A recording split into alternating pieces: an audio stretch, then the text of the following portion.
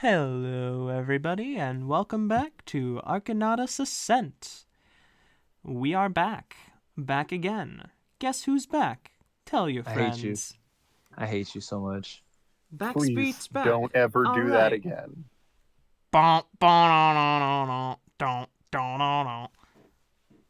Well, yeah, sorry. So anyways, I am super prepared this week. Yeah, I definitely wasn't stuck in work on our normal recording day. Yeah. All right, cool. Everybody ready to rock? We are Yep. currently in Arcanautus, home sweet home for some of you. Currently with us tonight is going to be Mari. Siegfried is off doing a thing. Rasiel and Anwan is off doing a thing as well. All right. Last we left off, you all had assisted Zabek with a moth problem. And you learned you killed a giant ice moth. It seemed to be some kind of elemental creature of ice. And bitter cold, which you all were happy to see the temperatures rise as you left the area. You were given a little bit of gold and the continued support of the Coastline Health Conflux. Ignore that roll I misclicked. No problem. I believe with that, we were kind of just doing a little bit of downtime stuff. You guys were told by Ultimus that you have 2 weeks before he gets before he can safely confirm any leads on it. Wait, did Ultimus say that or did Sinispa? Ultimus was looking for things for you guys to kill. Sinispa was looking into some political aspects as well as acting upon the favors that you asked.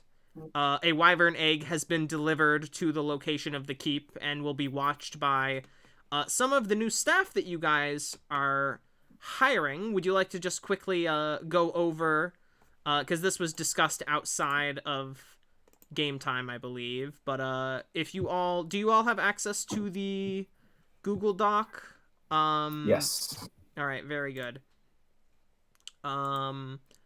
I won't share the Google Doc with our lovely viewing public, but if everybody could either just hop in there or just listen as I go to talk here. So we're just talking real quick about the Slayer's Keep, which is the currently under construction, partially constructed keep that is a dedicated base of operations for the Saltmire Slayers, which is going to be Ultimus Saltmire's bastion against the horrors of the sea. Basically, I do not think that I have access to that document. Okay, I It's believe in that the I Discord. pinned it. Yeah, it's So pinned in if the you go Discord. to pinned messages in the Discord, it is the top pin from 1226. All right. So if you hop on there, you'll be able to see the doc. So you guys got 1,000 gold a month staffing budget from Ultimus. And Zen, I believe that you, the most notable purchase made outside of the keep, which we will go over first, is Zen's acquisition of a jewelry chain, a jewelry store. So So you want to just go over why and what you did there? yeah, so for those who have seen what's been going on with Zen, he has an agreement set forth with an earth elemental that exists on the earth plane. I think it's called a Norn. So you have And access to the Zorn Zorn. trade network. Yeah, Essentially, it's a so bunch of creatures that eat rocks and find like rubies and gems of various sorts absolutely delicious. So basically, if you give them rock candy for them, which in this case is extremely valuable gems and whatnot, they will trade you mineral ores that they find less appealing, which for you as a smith are more useful.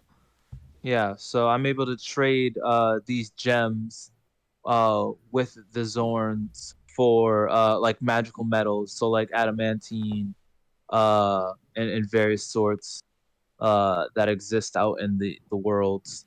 And so there's that, and also the fact that given inspiration from what Zen saw it with Sinispa's ultimate weapon, which he doesn't know the name of, but with what he saw from that, he got an idea of like, so that weapon is drawing energy from a separate source but it's being sent into the main weapon. So what if he developed a similar thing to work with his, but he's not into the whole techie type thing. He's more interested in uh like enchantment or just a magical outset like that. So he doesn't want to work with like the the energies of the squids and whatnot. So he thought, oh, gems are used for magic all the time.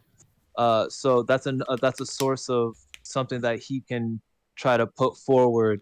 So now he has two reasons to gather gems. So it just made sense to sort of claim a network to make it more easily accessible for him to get these gems, and so he can get them cheaper. And any decisions to work with the gems will fall onto him. So if this enchantment thing with the gems works out, he can then start selling them as well, which will add more revenue towards his forging and other projects like that. So Indeed. he went and spent all his money to So- purchase this jewelry store. Exactly. So Zen purchased a business called the Void Shapers Jewels, owned by one Giltrin Yaketh, a Gith jeweler located in the noble district of Arcanautus. And I believe, Zen, you said you are not using one of the Saltmire Slayer's checks for this, but your own funds? Yes, he's using his own Yes. funds. So it is owned then by Zen, as opposed to being Yeah. under the Saltmire Slayer banner. Yeah. The deed is owned by Zen, which Yeah. I account for this in the budget set forth by having you pay the gold. We did all this math stuff outside the game. We have a doc for it. It's fun math stuff, but boring for the purposes of the actual in session like recording stuff. Okay. He did end up using one of the blank checks though. Yes, and that was for the purposes of what? So Right. he wanted a high quality magical forge, so he reached out to the Velubressa and the local Yes. blacksmiths, and they are gonna be creating that. And he used the check in order to have that be made.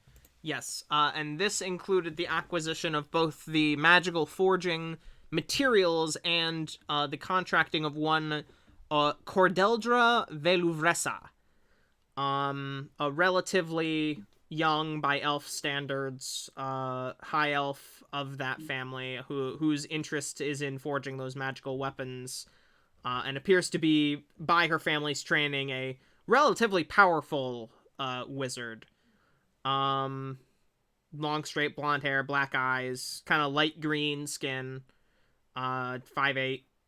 Surprisingly strong build in contrast to the rest of her family, and is blind in their right eye.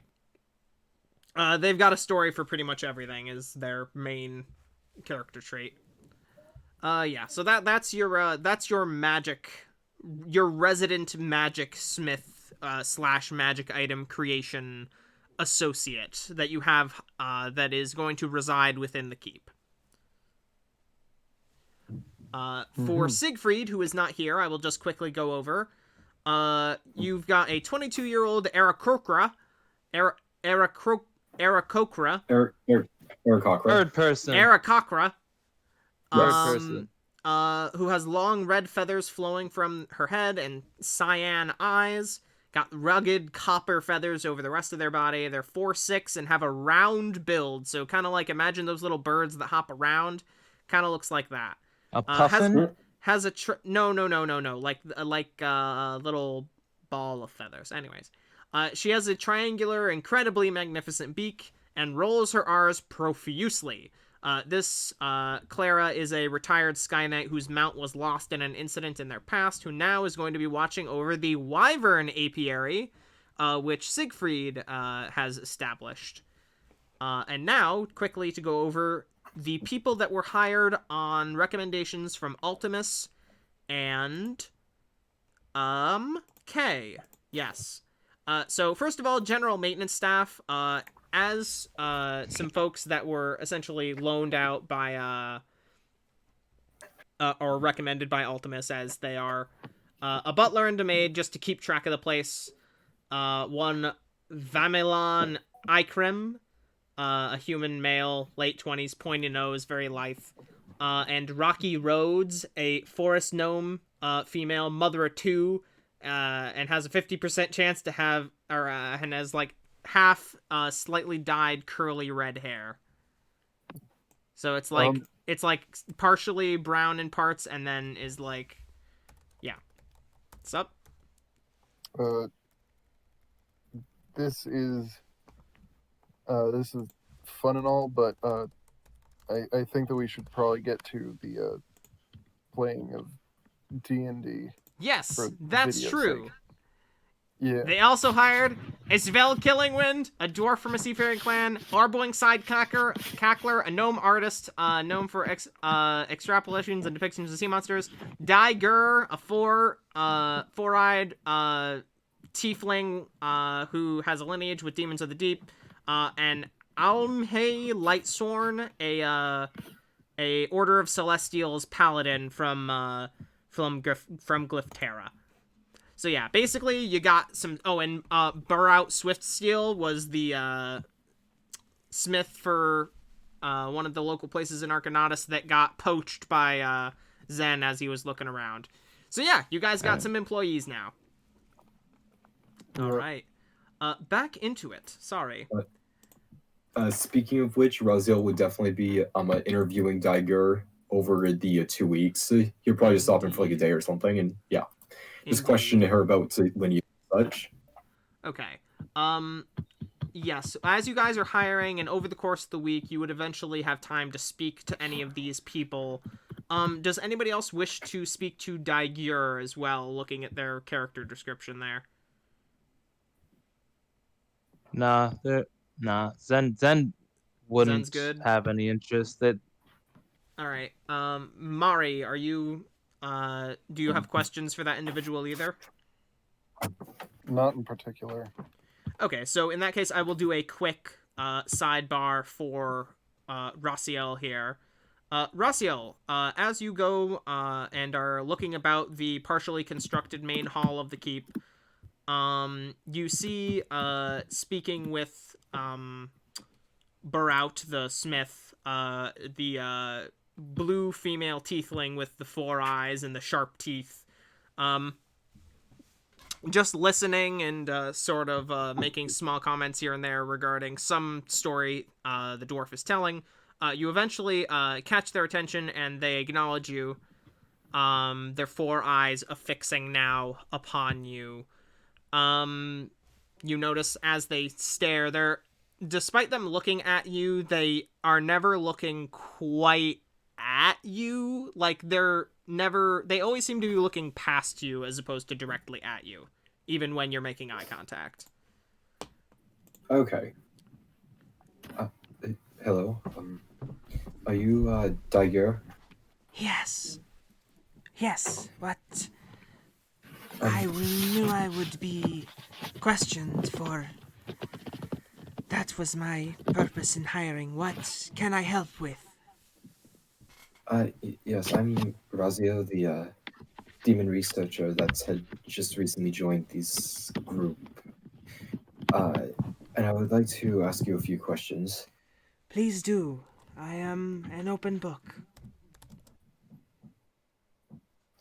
Thank you. And with that, Rasiel would mostly just inquire about, he'd mostly just inquire about her heritage, as it ties to the demons of the deep and things like that. Since the demons of the deep are a fairly new aspect for Rasiel. Yeah, okay. So basically the information that you would get from her, the basic information without any specific questions would be they trace their lineage down to aquatic demons. They it is long removed from their family, and they are the most affected by them. It seemed to skip a couple generations.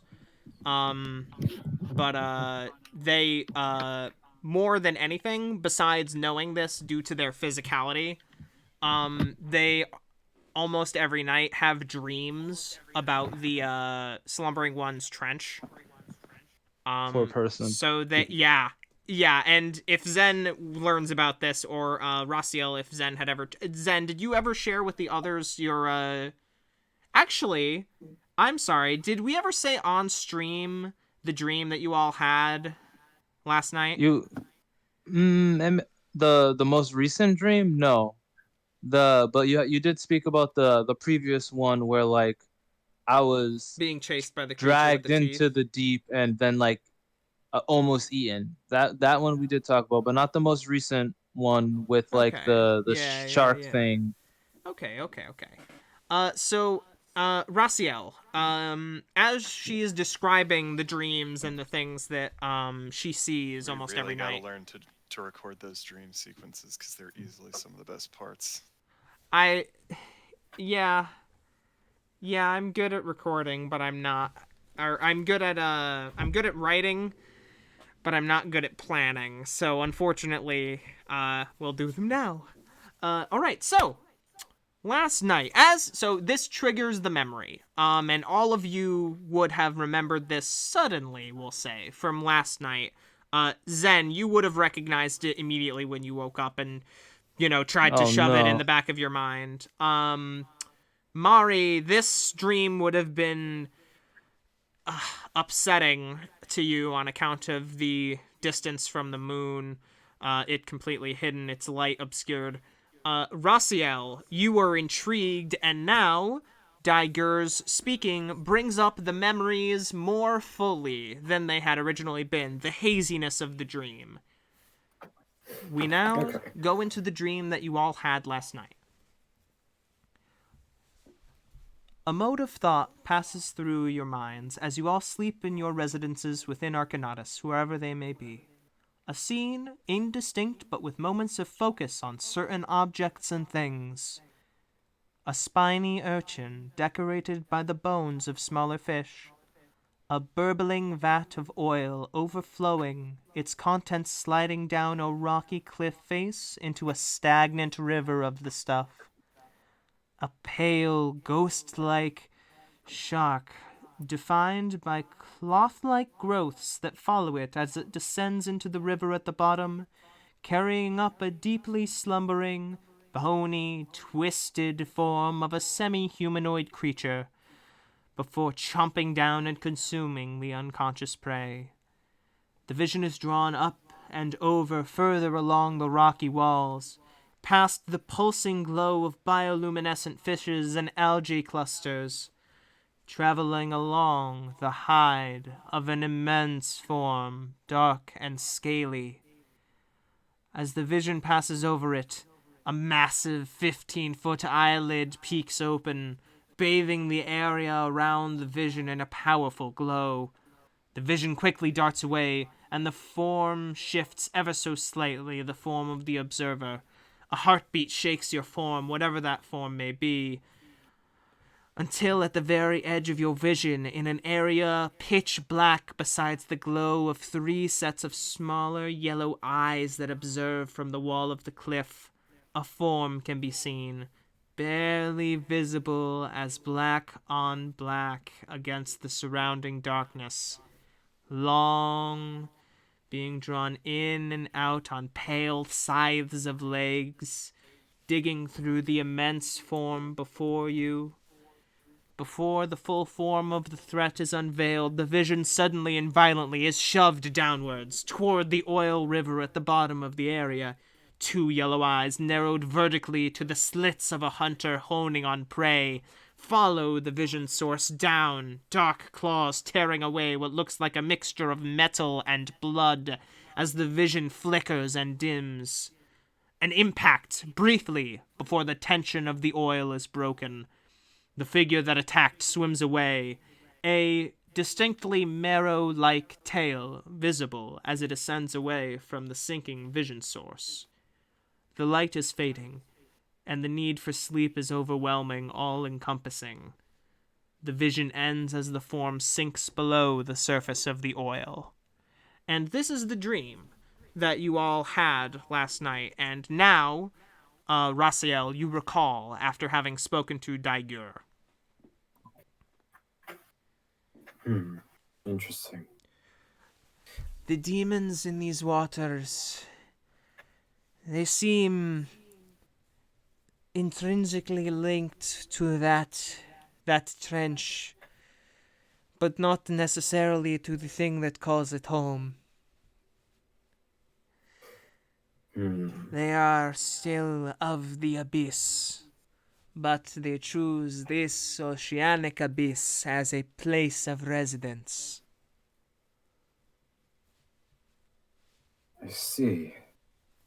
I've heard of gates opening up to the abyss in other places. They say in the depths of the sea, these gates can be found to some layers of the abyss, indeed.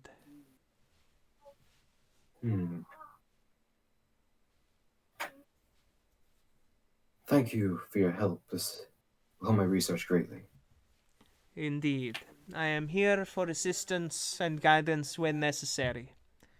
Thank you very much to the Slayers for the room and board. Always appreciated in these troubled times. Yes. And with that, Rasiel would then head out over to. You had told me that there was a either a blacksmith or jeweler that could powder the diamond that Rasiel has. Actually, the person sitting directly adjacent to Daigur, who watched you as you kind of, like, zonked out and recalled the dream as she was talking, speaks up and is just like, "Oi, you were looking for some diamonds to get processed? I got the tools. Yes, Zen set me up real good. Let me get that settled for you." Yes, it is right here. And Rasiel's going to pull out the 500 gold diamond that he got from the jewelry shop. What? You sure you want me to? Yeah, all right, you're the boss. Yes, he does it no problem. Yes, it's for arcane purposes. Thank you. Of course. And yes, you are using your resident blacksmith. You are able to take care of that. Not a problem. And again, your resident blacksmith is Barout Swift Steel, the dark-skinned dwarf with the black beard, kind of groomed into two fuzzy separate points. All right. Yeah. You said that was going to be. So you said that was going to be 500 gold's worth of diamond powder? Yeah. Well, he's able to. Right. I think I rolled for it too. Yeah, they're able to convert it directly. The amount. Okay. All right. Yeah. That's what I assumed since Especially processing costs. they have the means, and Zen paid top dollar for this. Okay. Yeah. All right. Zen is in the fucking business for this now. So you if you need diamonds dusted, he'll set you up. Okay. Right. Anyways, sorry. So if I may, Mari, what are you up to as word of the Slayers reaches your ear, and an invitation happens to cross your path, be it via the means of one mysterious K, or by an invitation from Zen and Siegfried? Well, I haven't exactly been doing much in particular these days, so might as well help. Indeed. You learn of a keep that they are developing on the shoreline. Yes. Yeah. Mari just shows up one day. Actually, Rasiel, as you are finishing up your conversation with Daigur and handing over the diamond to Barout to process for you, you actually see a moth person walk through the front gate. As you hear Sup, the nerds? Oh, hello. Oh, you were with us when we fought that larger frost moth, weren't you? Yes, I'll yes, just I move you was. guys down here. And before that, when they took care of the big one, yada yada yada. Yes, I don't exactly heard know about why I've that. been called here again, and I'm not entirely sure that I'll be joining you for it, but I'm at least willing to hear you guys out. You seem good folk. Yes, thank you. Anyways, I have a few more things to take care of. Thank you, you two. And, thank you. What was your name again? I don't believe I caught it. Mari. Mari. Thank you. And with that, Rasiel leaves the area. He's going to head off to take care of some other business. Excellent. Mari, now that you have access to the document, did any of the employees of the keep particularly catch your eye? For your own purposes of gathering information or for determining your purpose here? I mean, Mari probably just wants to socialize. That's I see. All right. really all that she cares Noted. for among those people. Alrighty, cool beans. Yeah, so Mari's just gonna go around and socialize, probably with the elf because yes, of some cultural stuff. Of course, of course.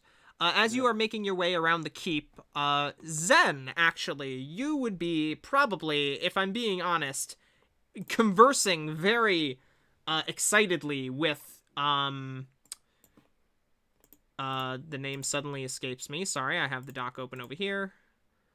With Cordeldra. With Cordeldra right now. Who is going off on a tangent on one of her stories about converting magic, and is actually going off and expounding on your idea of, instead of scrolls, utilizing gems as the specific charge for a spell. And then you two are kind of brainstorming how you're going to be, slotting that into weapons for either single use or as a charge to be recharged. He'd be very passionate about this Yeah. So conversation. you two are like deep in it, like talking about this. She is just like, let me think of a voice for her real quick. This is the tough part, you see. Part of the Veil of Ressa family, so it's gonna be distinct from there.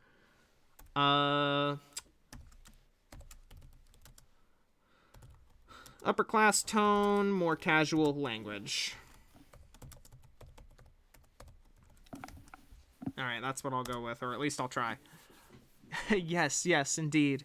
I have been brainstorming based off what you've been telling me, and it is absolutely enthralling, this concept. Using the gems and recharging them. Now, recharging them, that's where I'm getting stuck on. Because if we have the enchantment specifically set within the stones themselves, yes, we could maybe forge something where it can be expended, like the use of a spell scroll, perhaps. But for it to be recharged, the only thing I can think of would be to expend one's own magical energy to do so. And you'd still have to know the same spell as well, unless I was to tinker with it, maybe. I don't know. What do you think? What if we made it a mechanism where it just absorbs the most recent spell cast towards the weapon, like to whoever's holding it? So it isn't as a defensive measure, maybe? Maybe.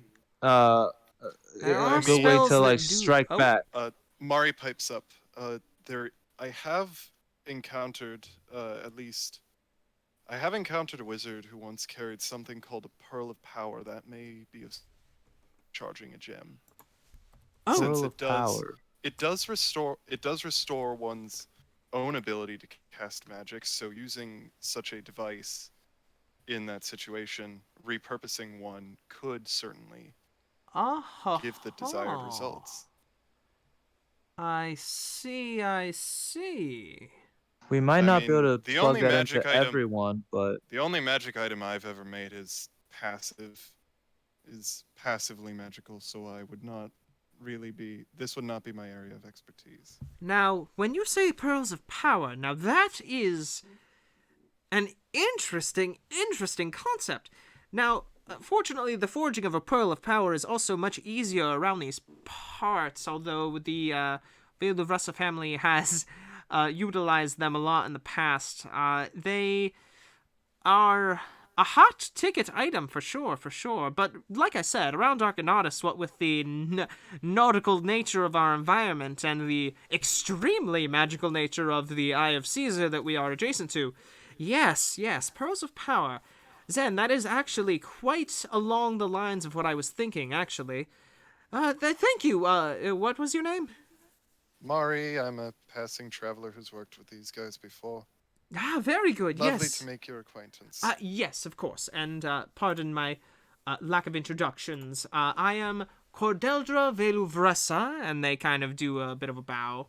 I am a member of, obviously, the Veluvressa family and a wizard by trade, although my specialty is in the forging of magical items and specifically weapons, which is what connected me here with our benefactor / slayer, Zen.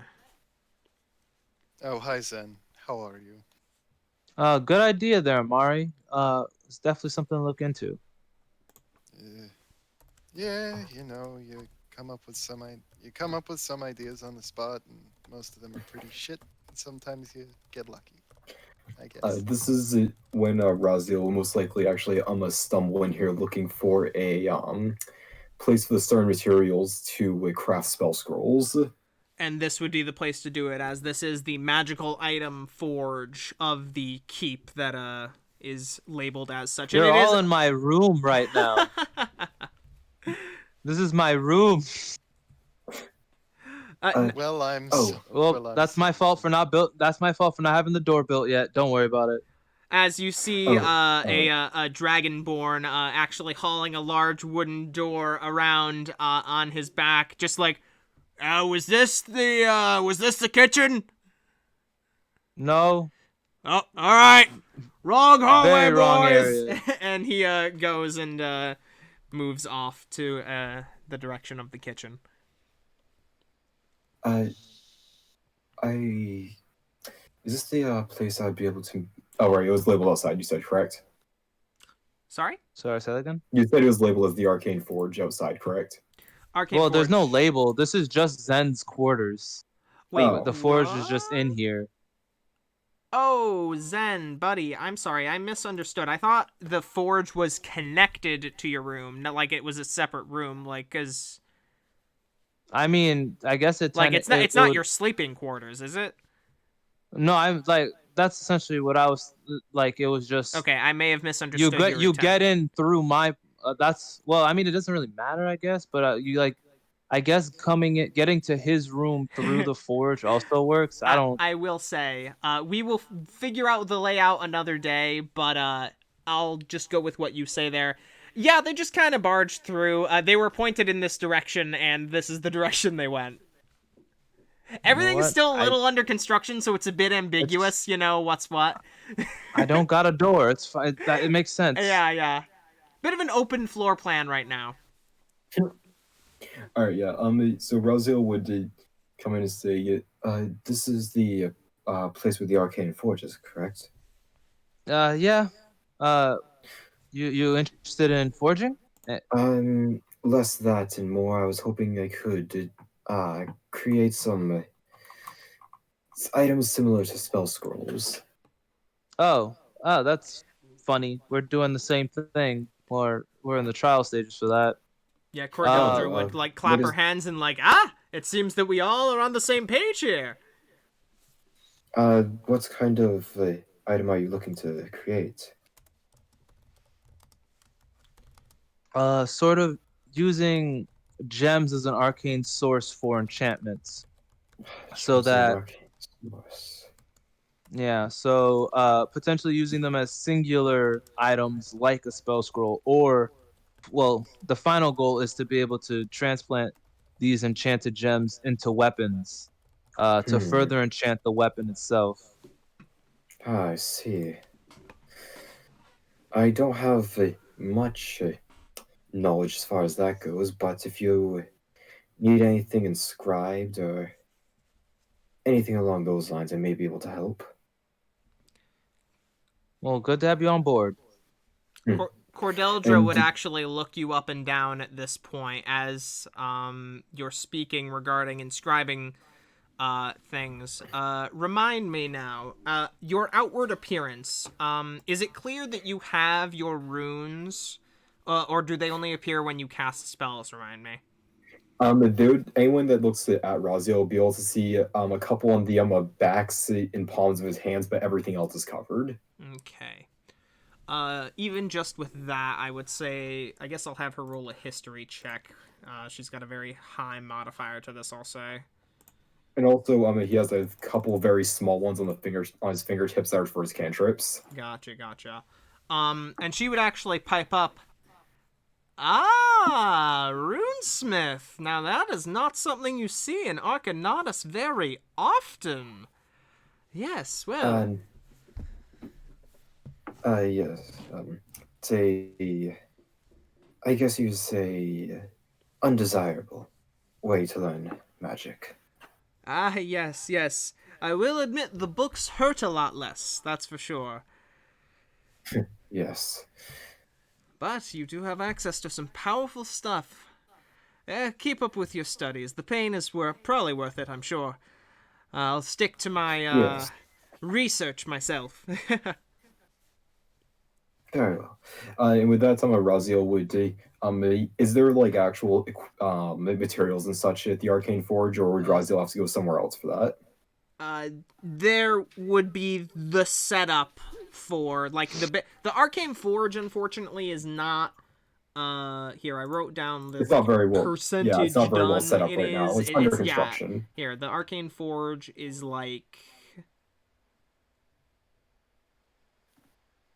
The Magic Forge is like 20% complete right now. So like you have like Okay. the basic setup and a couple of like tables with some circles set up for like writing in runes and stuff. So like if you know how to do stuff yourself, you can do it. But like Okay, yeah, so which there is Rasiel does. there is a workspace, but there is no magical benefit quite yet. It's not Okay. quite fully All set right. up. Okay, so what Rasiel will be looking for is some small wood slabs and some in the metals he would use to lay into himself. Okay. Does it have to be a specific sort of metal? I didn't specify it in the doc, just whatever metal you would say fits. Well, would you bring up your request out loud to the group? Okay, so Because Zen may yeah, have Rasiel. access to something for you for that. Oh, true. All right. So actually, based off the size of the runes and everything, I would say that the metals that Rasiel will be looking for would most likely be small amounts of mithril or platinum.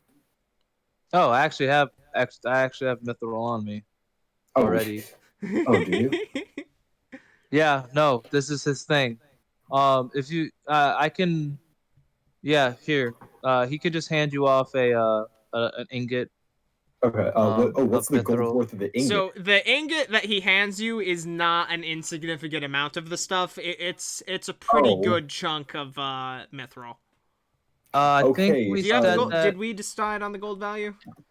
For the mithril was lower than the other metals. I It's believe buried we said. in Discord somewhere. I Yeah, think okay, so mithril since- was 800 an ingot. I think is what we finally decided, and then adamantine and the other ones were primarily going to be around 1,000 per ingot. Yeah. Probably. Okay. All right. Okay, so I assume that you don't use the 5e metals thing because of Arcanautus and the surrounding islands economy. Well, we're using is a there a list of thing? like exotic metals that we found. Okay. All right. Yep. All right. So yeah. So the gold value of the ingot was 800. You said. Yeah, if I remember correctly, like he's not gonna really Alright. charge you for it. Yeah. If you We'll less that and more for the How much cost of gold worth making- do you need? I can make a 3rd level spell scroll with 500. Yeah. He has 500 gold worth, let's just say. All right. And if he doesn't have it, he can easily convert it to get it. All right. Sorry. Zen is the person to reach to if you want magic metals. Yeah, exactly. All Like, right. he's got the shit. Yeah. He's got the hookup. All right, yeah. And with that, it's like, oh my, this is quite a large amount of mithril now, isn't it? I just bought it off a jackass. Ah, I see. Well, if you leave me to it, you said it was 500, correct? Yeah, it's the amount you need. Okay. All right, so we'll just put in 500 gold mithril, and it takes a full week for Rasiel to make one. So Rasiel is going to spend a week and that mithril to make a spell scroll, which is just going to be reflavored as a small wooden tablet with the various metal runes inlaid into it. Okay. Is going to be a spell scroll of counterspell. A spell scroll. Wooden tablet. Of counterspell. Mm-hmm. Nice. All right, I've added that to the my notes so that I have it under the list. You can add that to your inventory and give it out as you see fit. So that happens after a week. Yeah, Rasiel would actually give it to Zen at the end of the week for funding at the creation of it. Nice. So Zen, Sorry, what are you giving it, Zen? Add one spell scroll of counterspell to your inventory. Yep. Yeah, Rasiel will come to you and hand you a small wooden tablet, maybe 4 inches by 4 inches, that has metal inlaid into it in various runes. Oh, you didn't have to. You can keep it. Like, oh, no worries. I got plenty of uses of it. Over the course of the week, the forge has also been updated and is more like 40% done, probably like 40% done at this point because it's an area of focus for them in particular. Mm-hmm. Yep. So I'm gonna hop forward ahead a week, unless you guys have anything else that you want to do in the first week that needs to be noted. Nope. Other than Mari will also definitely want to talk to Ocean Tiefling Lady. Oh, Mari is going to take some time to speak to. We can do that next Daigure. week if you want. Huh? We can do that next week. We can do that next week if you want. Okay, or you just all right. I mean, sure. That's good. Yeah. Okay, great. We'll say bop. I'm just moving down moving up a couple of numbers.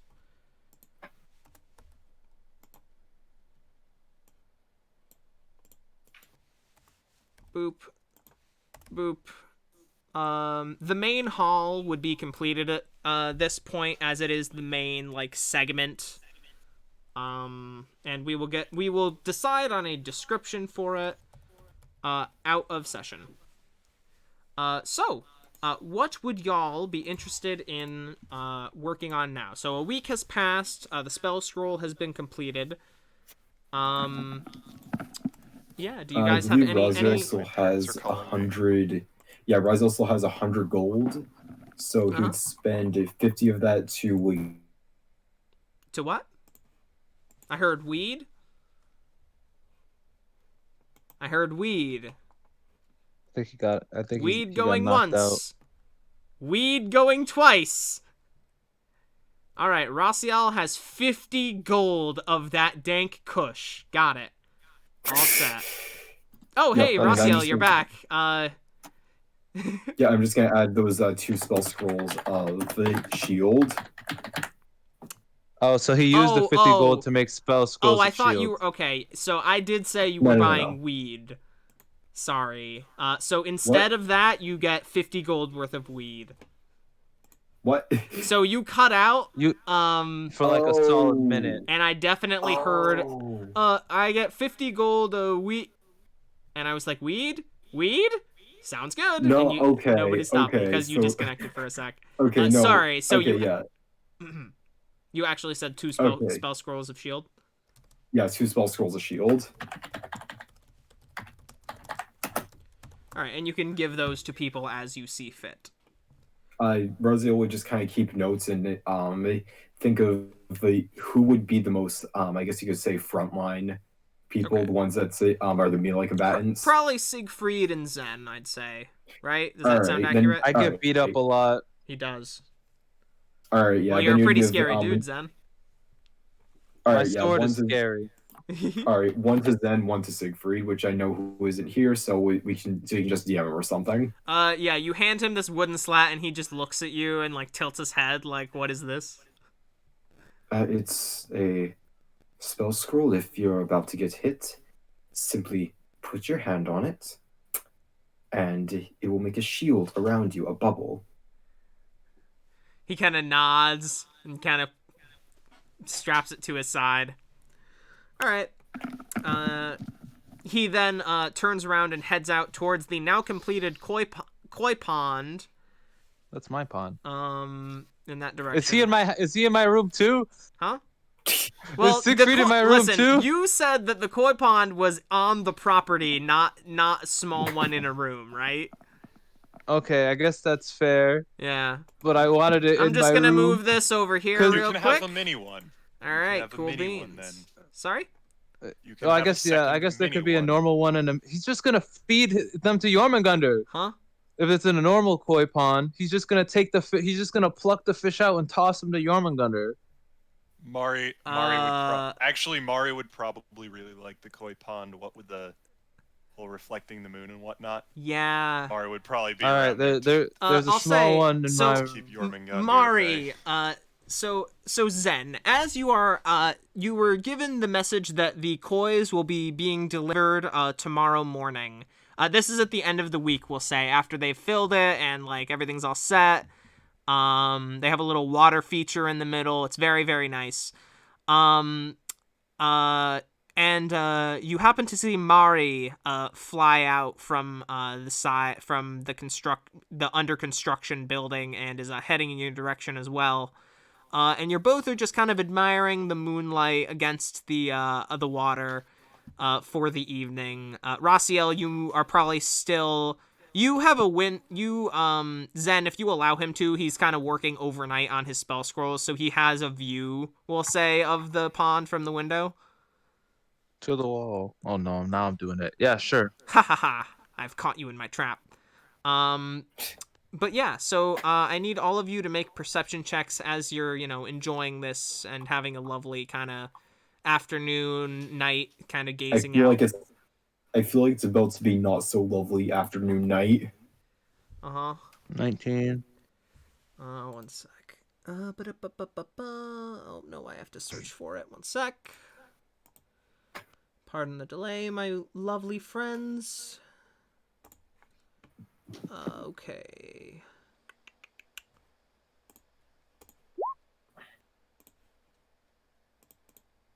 Yeah, you guys are observing and enjoying a lovely evening.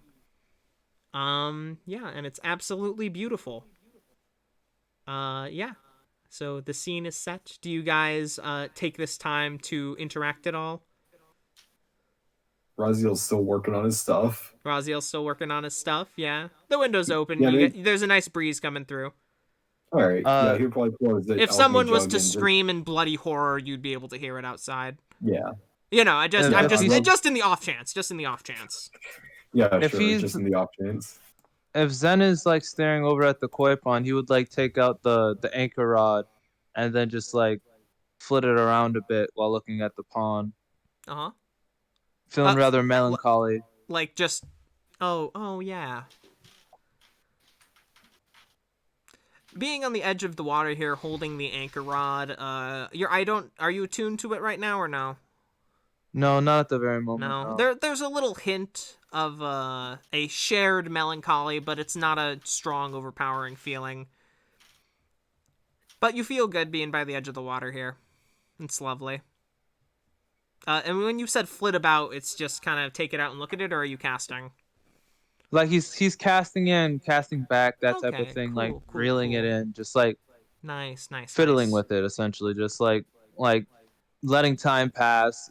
Since he has a little bit of free time for the first time in a while, he's trying to decompress. Nice.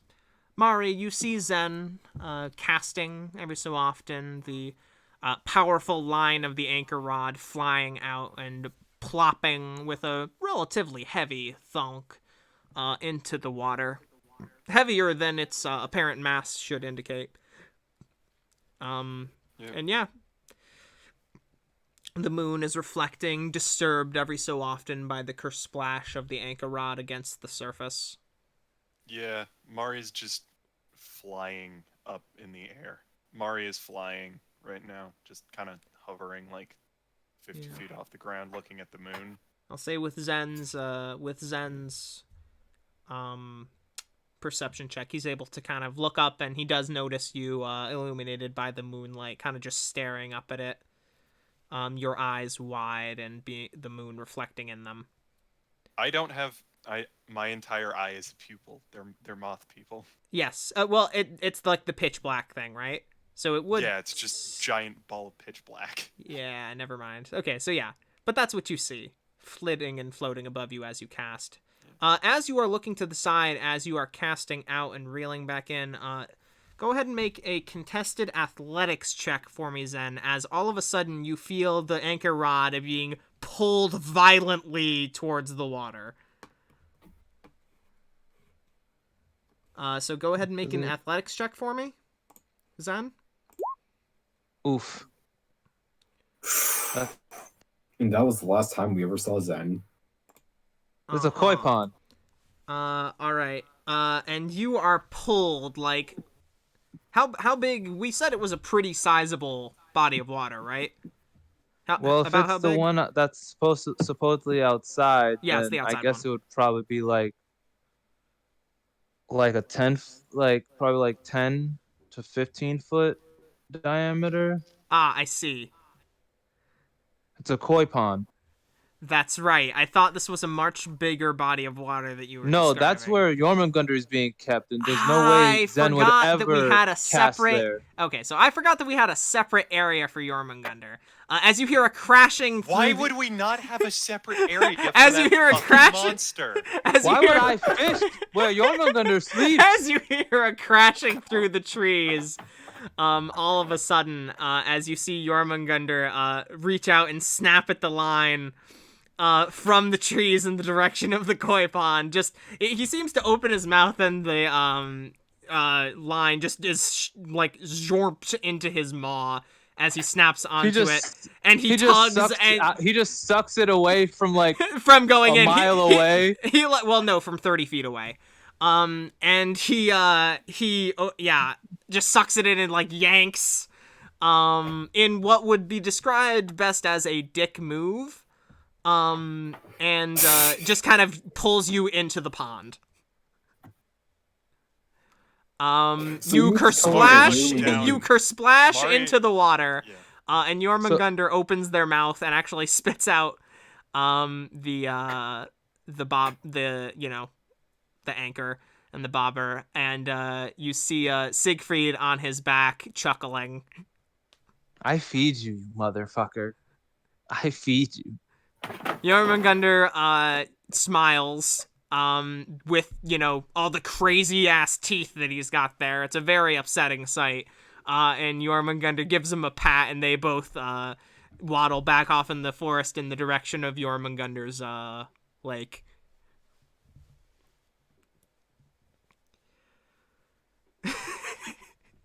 Yeah, Rasiel, you would have heard the crashing of the trees of the giant, or I should say, like, huge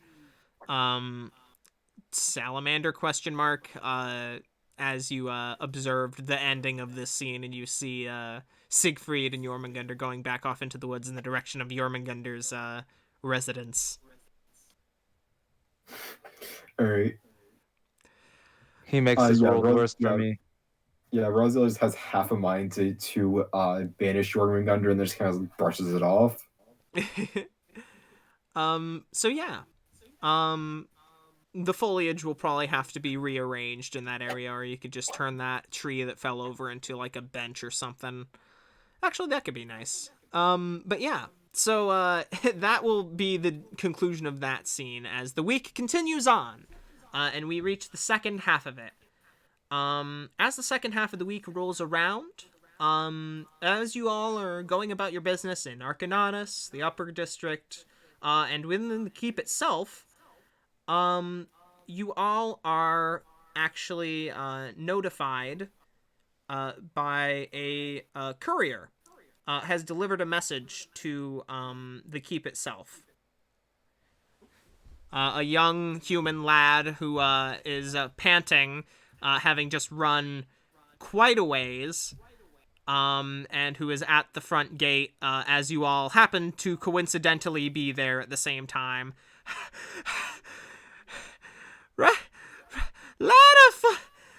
Oh jeez. Letter for the Soul Buyer Slayers. Sure. Here you go. And the boy will pass along a envelope that looks like it had been wet at some point, like it has the crumbliness of a piece of paper that had gotten wet and then dried. And he hands it off to you, and he starts to very slowly make his way back, back up the road in the direction that he came from. Okay. Weird. I guess I open it. Excellent.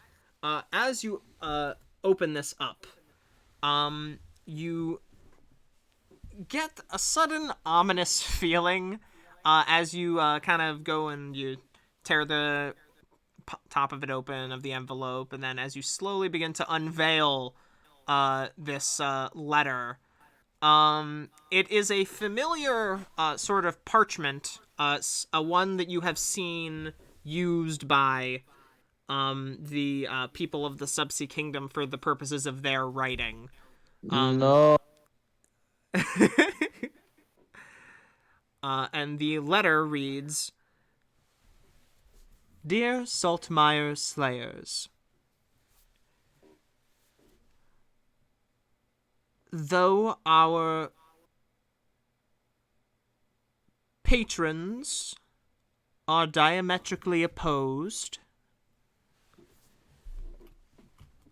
I see only benefit from a mutual agreement of non-aggression. The Gulpreen extends the olive branch first with the enclosed gift. And this would be signed by the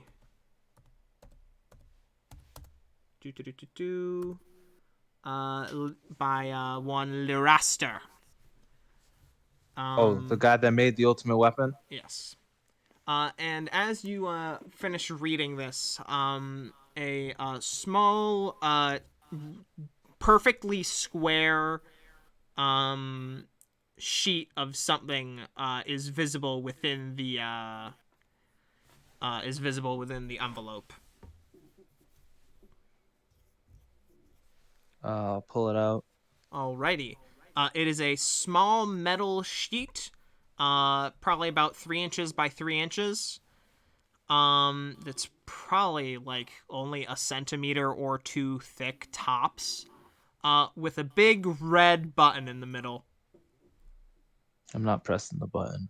Does it say to press the button? It is a solid metal. You actually do not see any construction work that would indicate anything besides the small amount of space on the edges of the button that indicates it can be pressed down. It is a solid, like it is the only it looks like the button was just melted into the place and then like carved around. It just looks like a button in a piece of metal. I see. So what I'm going to do is walk over to somewhere like where there's no other people, like where like there's no risk of Yeah, casualties. you head out by the koi pond, or well, like M- probably a ways away from the koi pond, like in the forest near the koi pond that separates Jormungandr's section from the actual rest of the keep. And I'll place it down on like a rock or Yeah. something. Will you guys be joining Zen for this excursion? Yes, and Rasiel is ready to cast Counterspell if it happens to be a Glyph of Warding. Interesting. That would actually, that would have to be cast while it was cast. It would be Dispel Magic. Yeah. Yeah, but like if it's a Glyph of Warding that then triggers a spell, wouldn't it be Counterspell? You're not casting the spell at that time, though. So the problem with Counterspell is if you read the description of the spell, the reaction, the only way you can cast the spell is in response to a spell being cast that you can see. So if there's no somatic components, you can't... Yeah, it actually does say Yeah. if you attempt to interrupt a creature in the process of casting a spell. That's So yeah, that does not work. Yeah.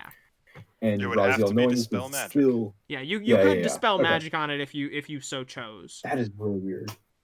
But yeah, Rasiel doesn't have spell magic, so instead he's going to be prepared with absorb elements on himself in case it is a Glyph of Warding that happens to explode. Uh-huh. Okay, so and then All right. he's going to point to you two and he's like, hey, can either of you guys cast that spell where like you can control like you can like pick things up or like interact with something without actually touching it? Mage Hand? Yeah, I You mean gotcha. Mage Hand? Okay. Yeah, that one. Yeah, Mage So, Hand, I gotcha. And I got that. I got you. with All that. right. All right. So Mikhail's gonna be like 15 feet, like 10, 15 feet back, standing at the ready, and he's gonna like indicate to you guys like, okay, stand back. In case something pops up, I'll deal with it as much as I can. Just push that button. All right. Is the button being pushed at this point? How far back are you guys standing? You've just got this metal 3x3 disc with a big red button in the middle Yep. and a just on a rock, just sitting there. How far away are you guys?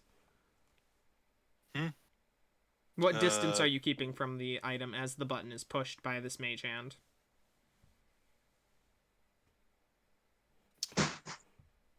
Like I said, Zen is like 10 to 15 feet back, like in between that amount of space from it. He would try to be the closest, and because these guys, as he's seen, are a little squishier than he is. Mari's a good ways back, being Oh, a you- good ways back, kind of in the middle of everybody else in case this does end up being a weapon, so that she can heal people slightly easier. Okay. Alrighty. And is the button pushed? The button is pushed.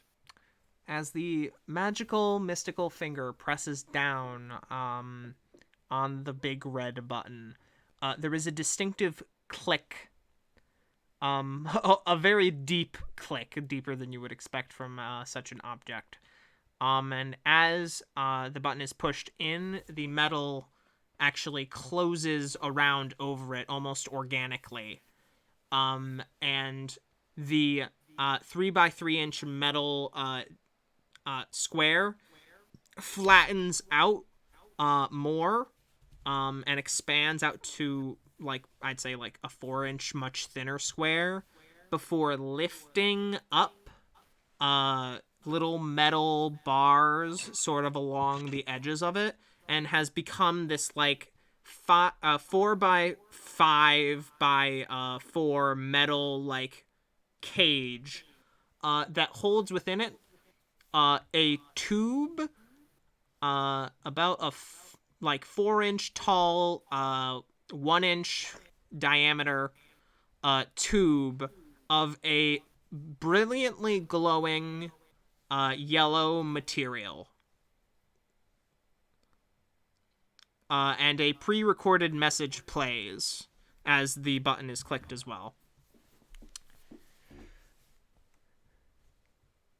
This is not as heavily refined, perhaps, as some of the more dangerous batteries we can generate and create down here, but I'm sure you will find a use for the magical power that it produces at a very consistent rate. Best of luck, and let's try to stay on good terms, shall we? As the message cuts out, and you have a metal cage containing what appears to be a bar of semi-refined resin.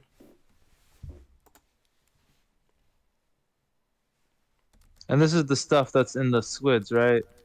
Yes. Semi-refined version of it, yes.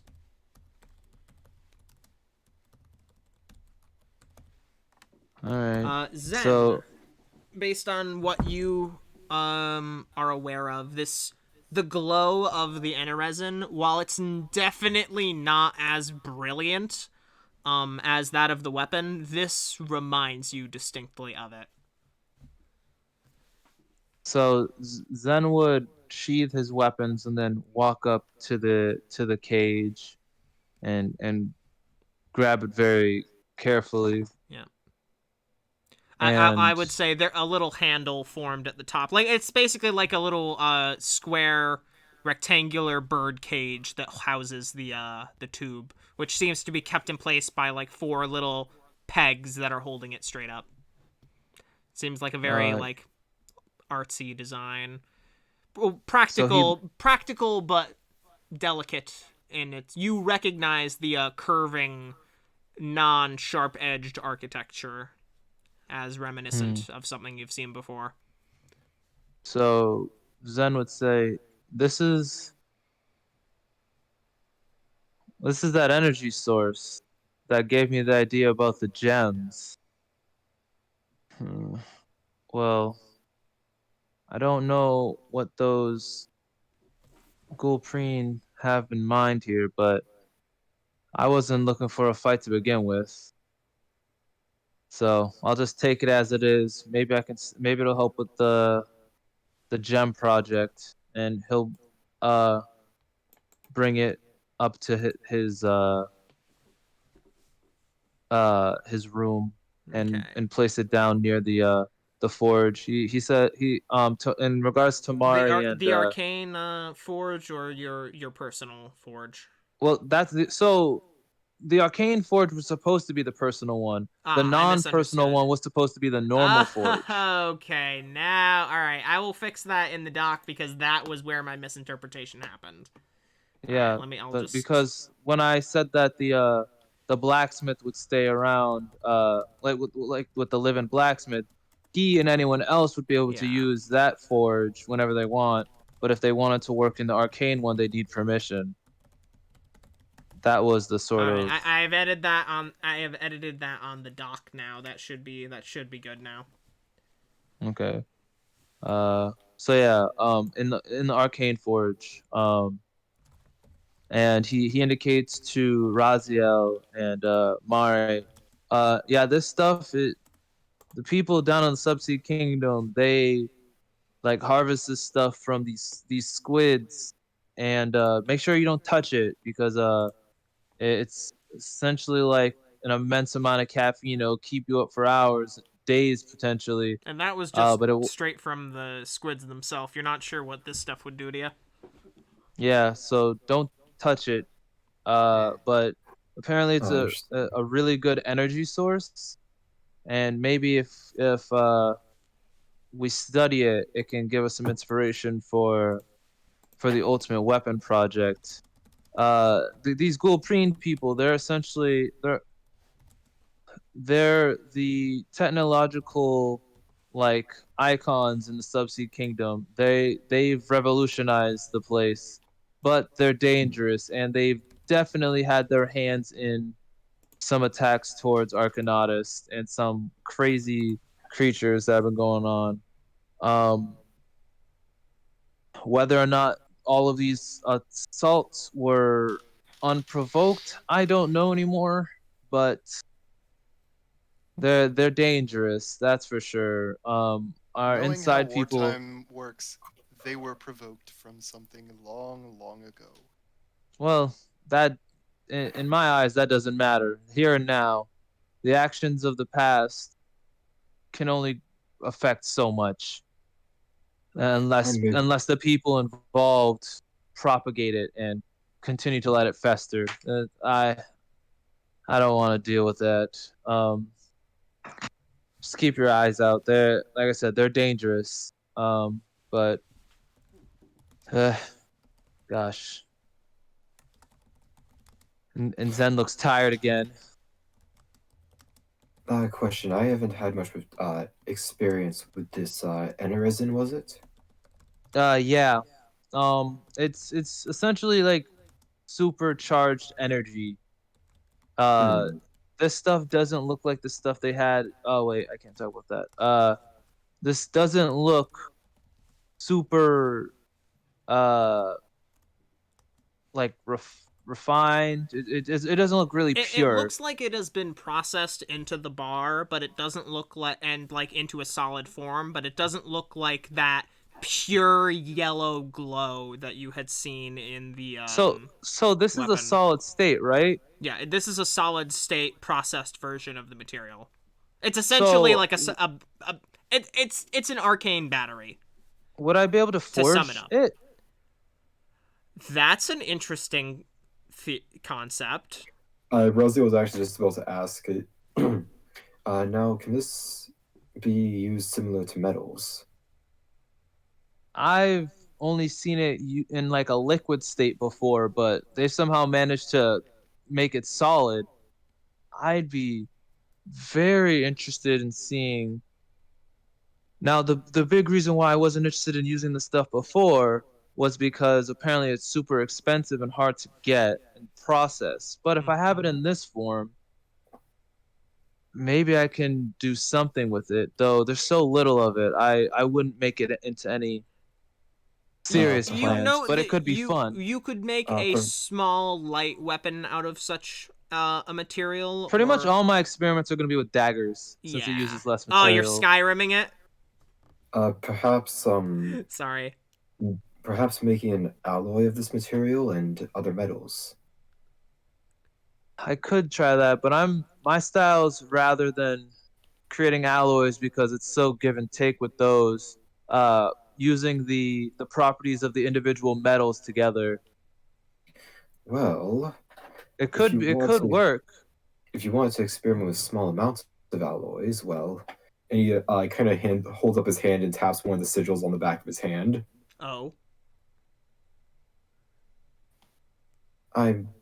You say this is a powerful arcane energy, correct? From what I've seen, it's pretty much the strongest energy source out there. I wonder if How- we were to Most take consistent. I wonder if How we were about- to.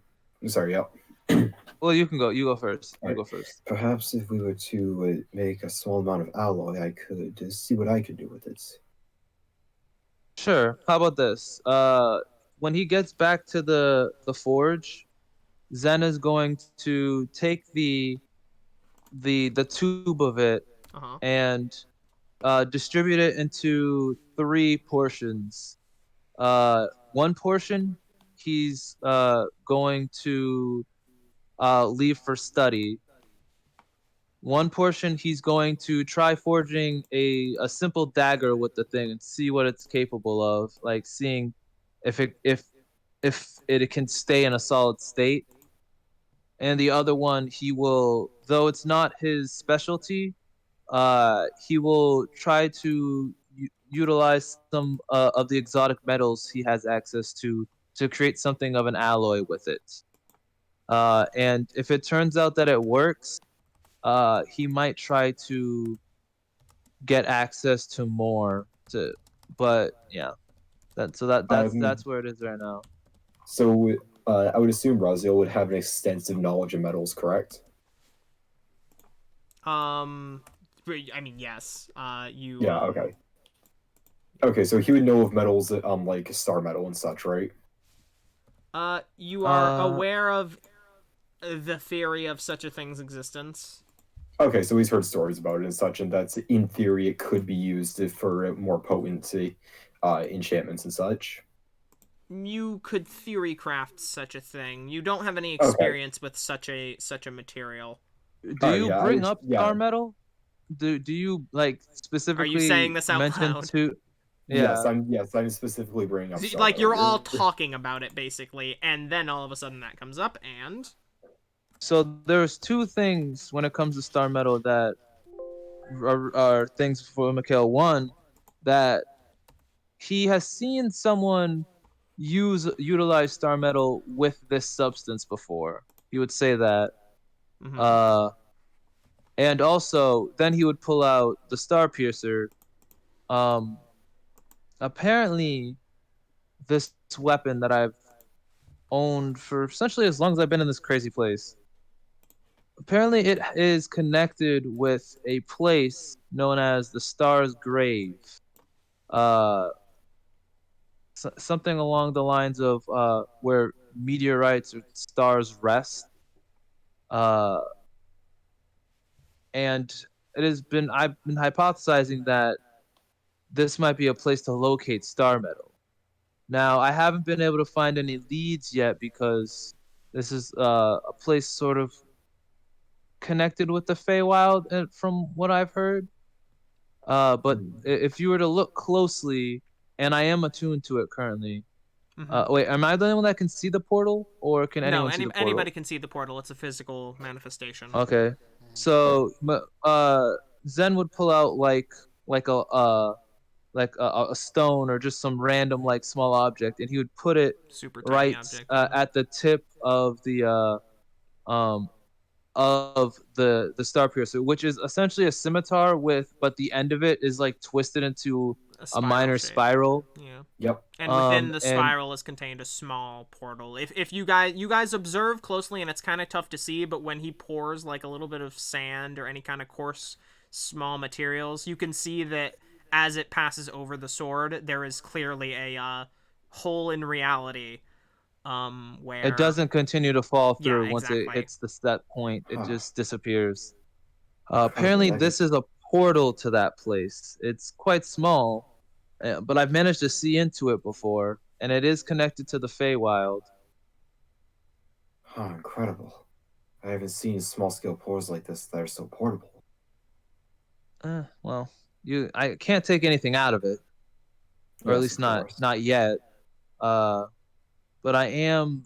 This is one of the things I'm really interested in figuring out right now, since it's like I've said, this weapon here seems to have some sort of untapped potential, that has to do with this place. It's essentially supposedly like a grave marker of sorts. So, do you believe that if we were to simply put more arcane power into it, it may do something? As Rasiel kind of glances over towards the bar of the Enerezin. I've never tried. I'm new to the whole enchanting portion of all this. It's sort of my practice comes in the physical. So though I am familiar with magic, my magic isn't exactly the focal point of this. But that's a good idea. Why don't we call over what was her name? Mari? No, not Mari. Well, Mari's here with us. No. Ha. Wow. Sorry. Khaleesi. No. No. Cordeldra. Why don't we call her over, and then the four of us can figure it out. We can test it out. Send word via Rocky Roads happens to be passing by with a cleaning cart as you catch the gnomish woman. What? Oh, I'll go get a lickety split, honey.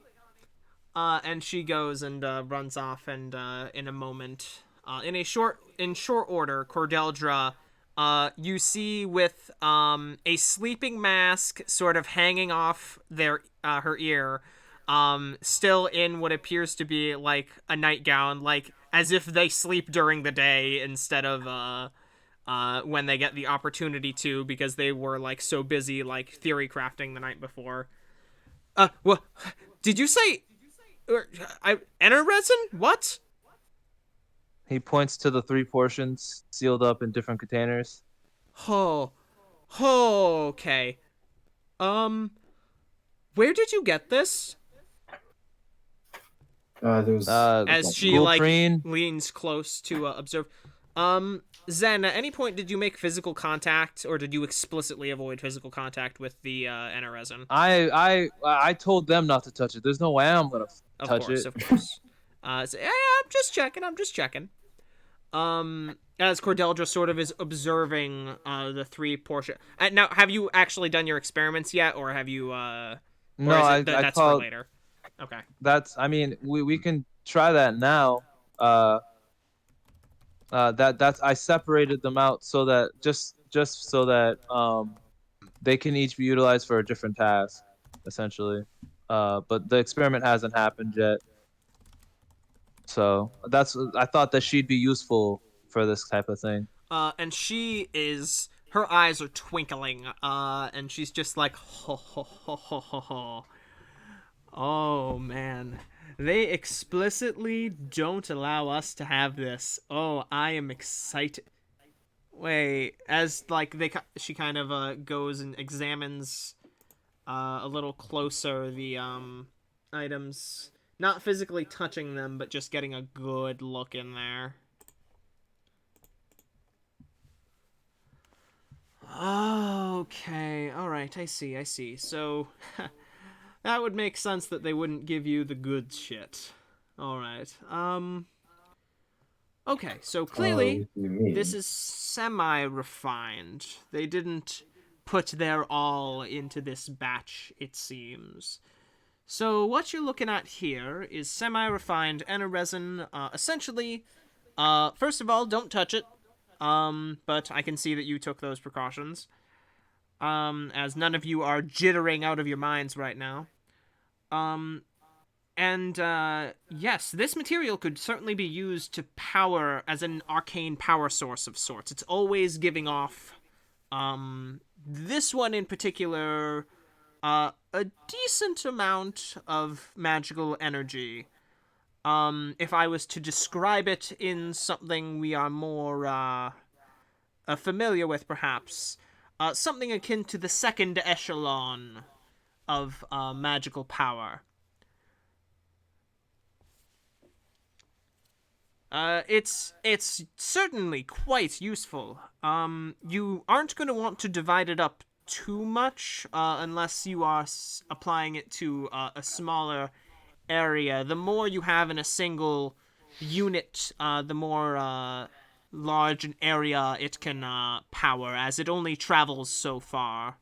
Unless it is ultra refined, then it can, I hear, very quickly cover a much wider area, as needed, if stimulated with the correct types of magics. Oh my, this is Well, exciting. I'm not.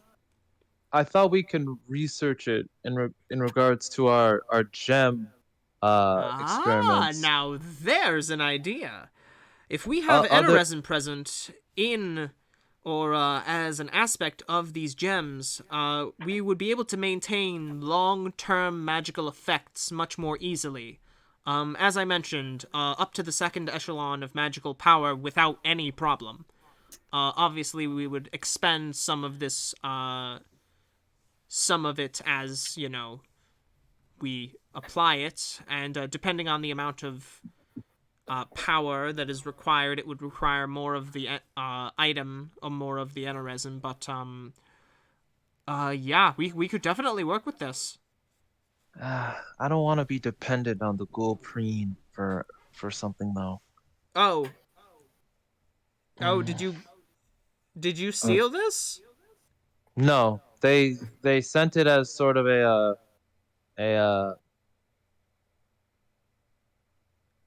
I can't think of the word. They don't want to start a beef. Ah, I think I so. see. They sent it as like a peacemaking gift to us. Well, They sent, that's unique. That's that's unheard of. yeah, I Wait, wouldn't expect wait, it wait, happening wait. What? again. No, this doesn't. Okay, wait. So, have have you worked with the Gulpreen before? Nope. What? I What? am Why familiar are they with sending the you? Grand Priest. Oh, interesting. You're familiar with the High Priest of the Subsea Kingdom? Yep. I don't know who it is right now, but Oh, okay. I mean that's a connection, but I don't. That's Don't rack your brain about it. It has to do with politics. yes, I would think so. If you're getting gifts from the Gulpreen, was it from just the organization itself as like a No, it's organization to from organization gift? no, it's like he's like the head or something. What was his Uh, name? All Laraster. what? What? And she's like taken aback for a minute. I thought. Oh This- no. Okay, all right. Say, hold on. Okay. Isn't that? Couldn't this be the doing of like that woman you used to work with? What was her name? Shilvy? Nah, they wouldn't. Sylvie, I don't see them getting along with the Gulpreen very well. And What I'm saying is that given her track record, she may have forced their hand using some of her. oh, personal so shit. uh, like, hey, make good. I mean, I can maybe. I wouldn't be surprised if Sylvie tried heavy handing them. But I don't know why they'd send this. Well, I don't know. Maybe. Cordeldra Uh, is still like kind of like looking very warily now at the group, like kind of wondering what she's gotten herself into. they're like I said, they're probably just they see our activities and since we've been to the Subsea Kingdom, they see that we're being pulled into this stuff, and their letter made it pretty clear that they want to remain peaceful, or should I say, Uh, at least in the letter they're saying that. I am being paid to be here. I am a member of the Velu Vressa family. I am gonna be A-okay. I don't know where you got this. I was given it for research purposes. And that's the story we're going to stick with if I'm going to work on this. Is that okay with everyone?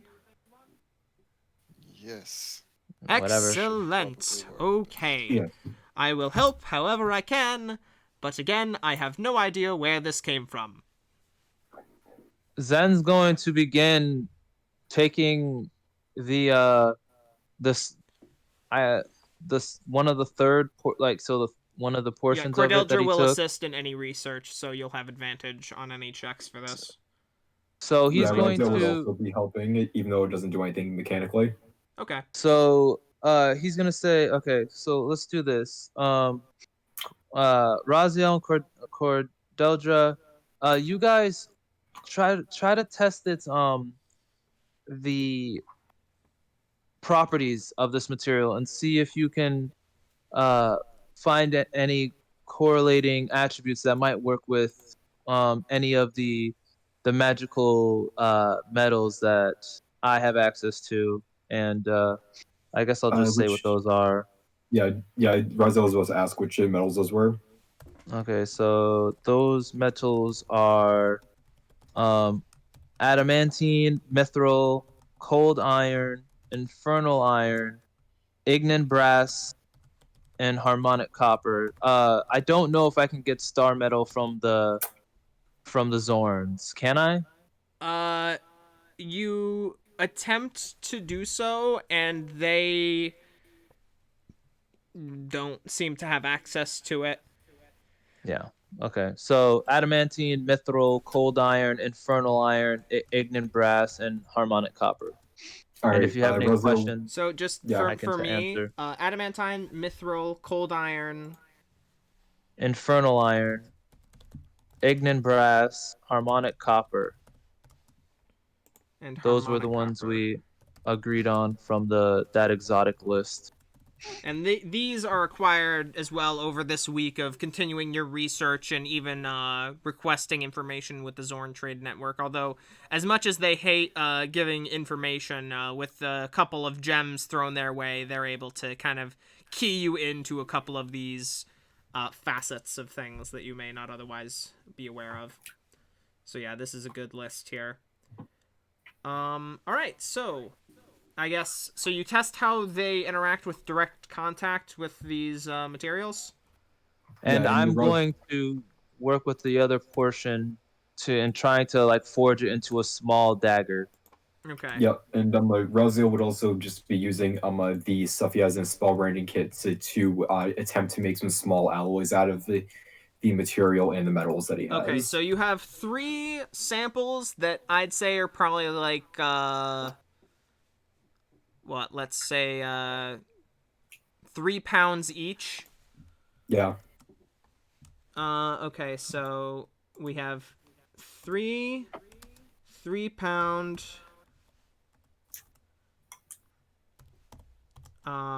segments. And so 1 is being forged into a dagger.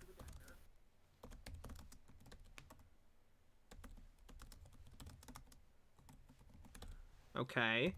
1 is being used for this, or 1 is being split up and sampled, right? Mm-hmm. To see if it reacts with any of the metals. Okay. And I'll just deduct like 1,000 worth of gems for just small portions of Yeah, exactly. the metals. You know what? That sounds perfect. And then 1 is being kept as a single, like, inch and a third unit. Right? Yep. As a backup. All right, and I just got rid of Yeah, there we go. Okay. So 1 is being forged into a dagger, 1 is being split and tested, 1 is being okay. So I'm gonna say Mari and Cordeldra will focus on the research, while Zen will work with Cordeldra on and off to, and no, I'm sorry. So Cordeldra and oh wait, no. Rasiel? We'll say Cordeldra and Zen, because this is what you hired her to do, will work on the dagger, while Rasiel and Mari will work on the testing. So Mariel and Mariel. no, Mari and Rasiel. Sorry, I made you a guys ship have name a by name accident. already. Shit. Team Mariel. Go ahead and one of you roll twice, or both of you roll once Arcana checks. So I would suggest Rasiel take this because he has a +8 to Arcana. Let me just check real quick because Mari may So have Mari. the same thing. Mari has So I No, think Mari does Mariel not. might be the best one. I don't think Samari rings as well. Please don't. No, he's Mari? Barbary. Non-exist. Yeah, Please Barbary. don't give the non-existent fandom crack ship names. yeah, Hey, man, Hey. our one viewer is gonna be so hype. God fucking damn it. Me, I'm Give the it 2 one weeks, viewer, there'll be guys. fan art. I also Alright. Give it 2 do. weeks, there'll be fan art. Actually, Mari does not have an Arcana. does not have a. They have no All right. Arcana, guys. All right. So Rasiel rolls twice. Oh, buddy. Oh man. Okay. So here's what happens. Here's what happens with that. So a This bastard wastes 12. my A material. 12. You had advantage. A 12 does Yep. not cause a catastrophic incident to occur.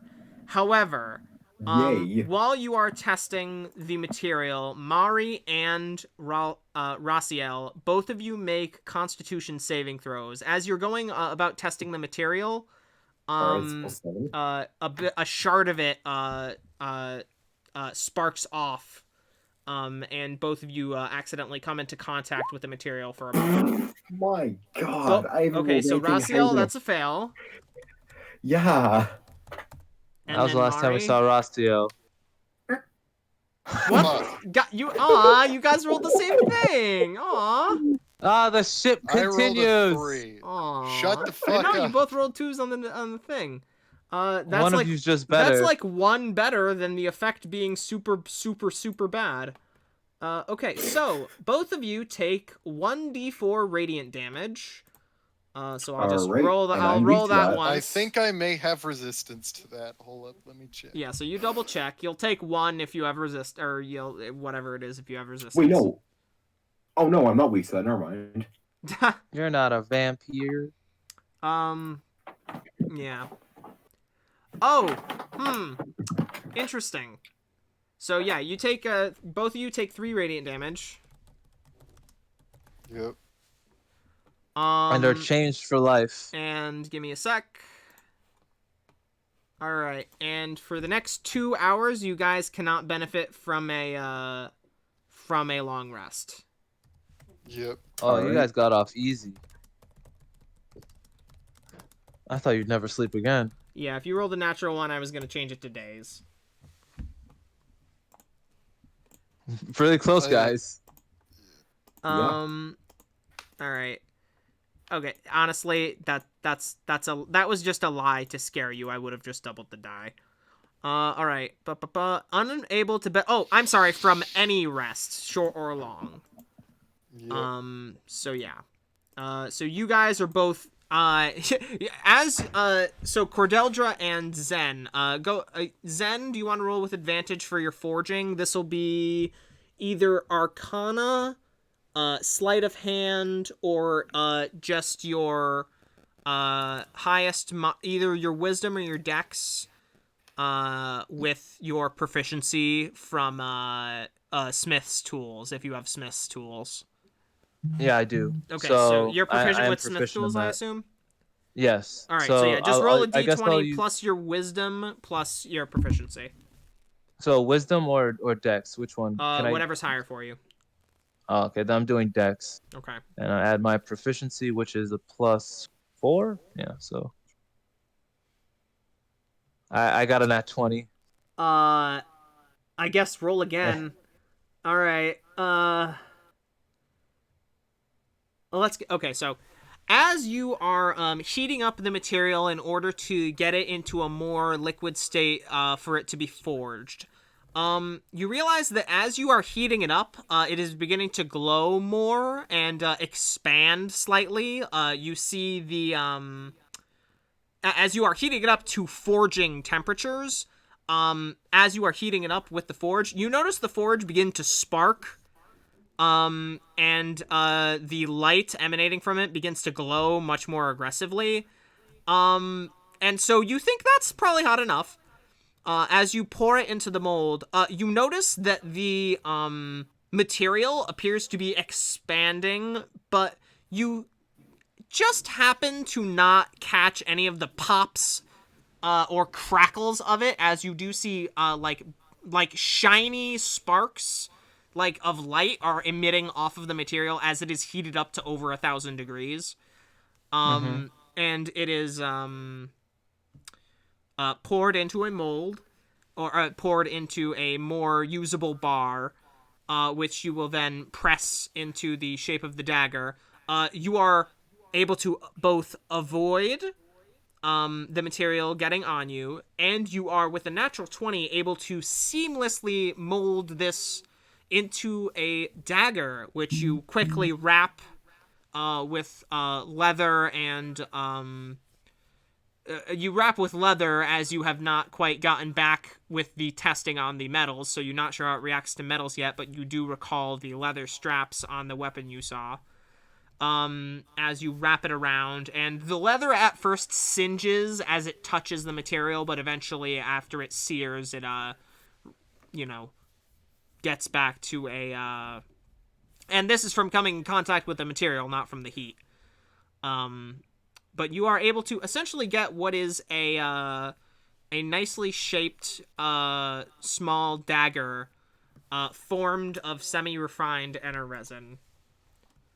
Okay.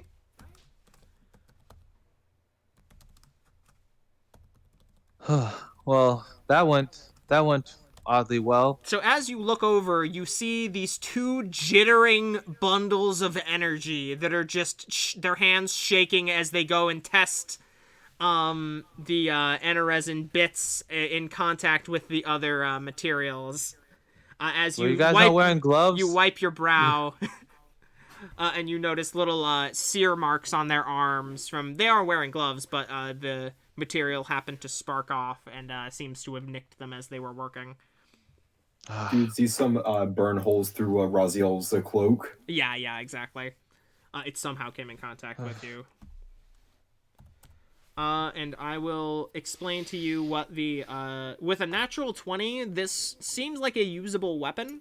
As you kind of test it and you kind of slap it against surfaces, you feel like the material isn't...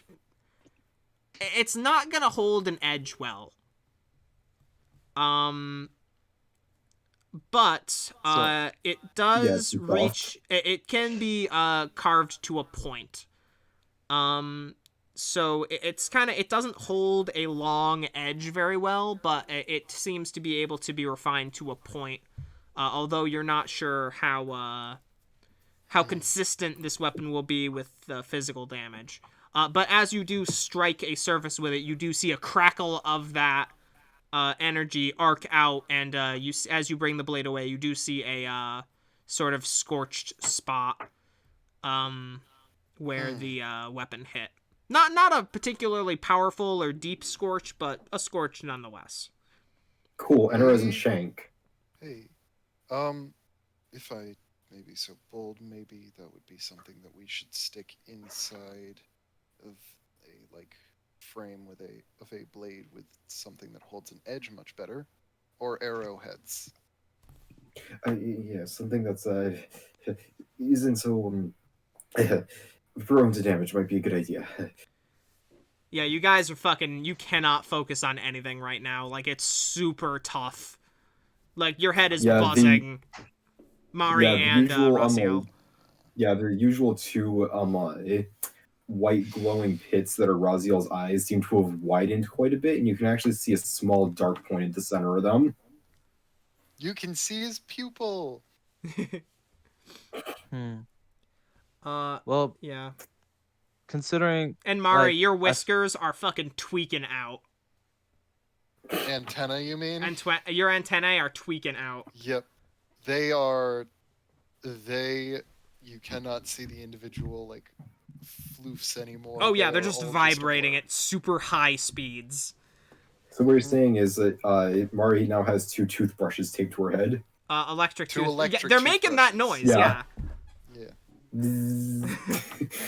Well. So the results with the 12, the results of your test on the materials, I will just go down the list. I just have to check. I would guess it would be cold iron that probably give me 1 sec. The best thing. I do have to check a couple of things, so this will take a moment for me to just go over, but just give me a minute. Do you want me to resend you the God, link? if you could, that would be super great. I lost it. It's buried in our chats. I got it. I saved the it on my phone. There's another one about mythical, but I'm not a dwarven demigod, so I can't make them. Yeah. Share. Copy link. All right. Should I just put it in the group chat? Just Discord it, or yeah, you could do that. Yeah, I need to know a couple of things before. Now, is this adamant or adamantine? Adamantine. Okay, Adamant. adamantine So is you can. Yeah. So you can find adamantine and you can find adamant. Adamant is mixed with mithril to make adamantine, but adamantine, from what Adamantine there is are, forged, right? well, so when I was looking through stuff, you can either make it by making it as an alloy, Or it can or be you can found find more it as, rarely yes, as a exactly. natural alloy. Okay, so we'll say, yeah, got it. We'll just go with that. It's fine. Okay. Ba-da-ba-ba-ba-ba. Okay, as it makes contact with the cold iron, you notice the glow, proceeds to dim. But the cold iron itself seems to, hum with energy. But as it proceeds, you see, if you observe it for, like, you guys have time because of the time it takes to forge the dagger. As you observe it, the piece that is in contact with the cold iron seems to be slowly losing its charge. Yeah, makes sense. So, we'll say. Oh, I already know which so, one caused the sparking. Cold iron, slow drain. But conducts. So that's what you learn from the cold iron. Touched. The Infernal Steel, as it made contact with this, it proceeded to grow in brightness, although it did not seemingly, as you observe it for a while, that's the thing that actually, as you guys were observing it, ended up sparking and shooting the piece into you guys. The little radiant piece that seemed to crack off of it. And the infernal, and by the way, that is Infernal Steel. It is a alloy. Okay. From this list, just a heads up. Okay. It's what devils use for their weapons. Okay.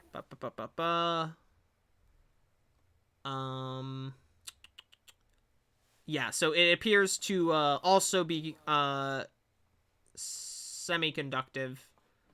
But it's not as good a conductor.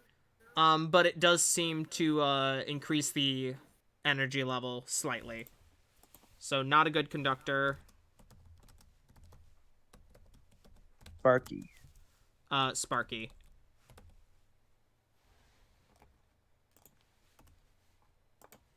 So they didn't get yes. to the other ones because they got juiced. No, give me a sec. Oh no, I thought that's where it would have ended. Awesome. The Ignan Brat, or well, I'm sorry. So this makes more sense. The Infernal Steel, it glows brightly, and it seems to react positively, but it doesn't particularly conduct extremely well, by the nature of it, by its alloy nature. However, when you, the second it makes contact with the Ignan Brass, the piece, violently erupts with that crackling energy. I think that's the one that would have probably done it, as Ignan Brass is always extremely hot. So yeah, as the piece makes contact with the Ignan Brass, it explodes slightly. Like, the piece that you put on it is destroyed. You can make that into grenades. And you guys were able to... the piece is small enough that the material is only semi-refined. So it wasn't enough to cause, like, damage with the physical particles that were flying around. But, like I said, the radiant energy did strike you and dealt a small amount of damage to you, and did subject you to the effects of it.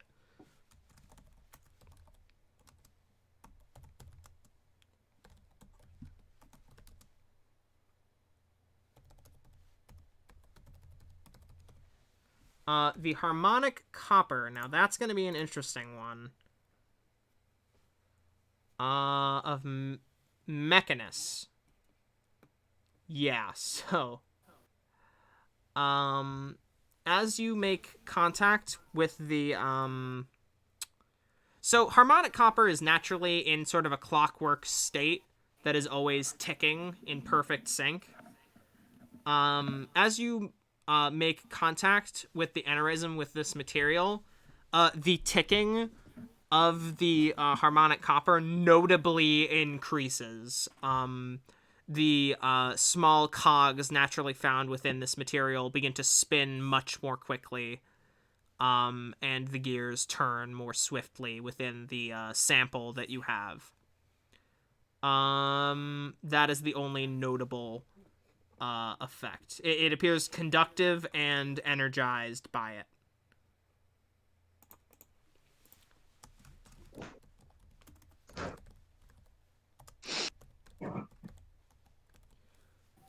Increased movement.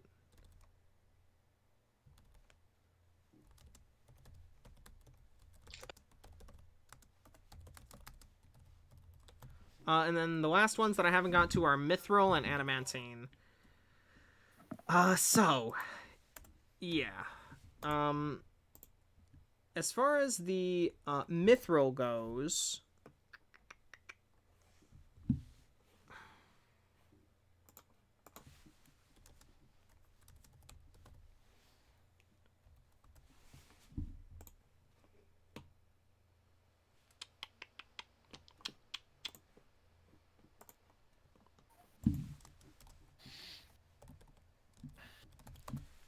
I'm trying to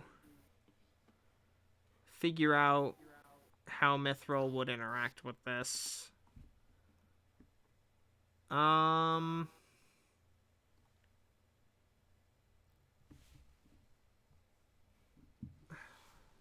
guess the only thing that it would really do with the Mithril is... there is nothing observable that is notable with the Mithril. As seeing that, Rasiel is there, correct? Because we Yes. walked into the room. Okay. Well, no, this is you. No, your this guys. is what you were doing. Yeah, this is what you guys were doing. this is- It's just super tough for you to focus. So keeping down the results is difficult. Yeah. So Rasiel would look to Mari and just note that that would probably be the one to use it in an alloy.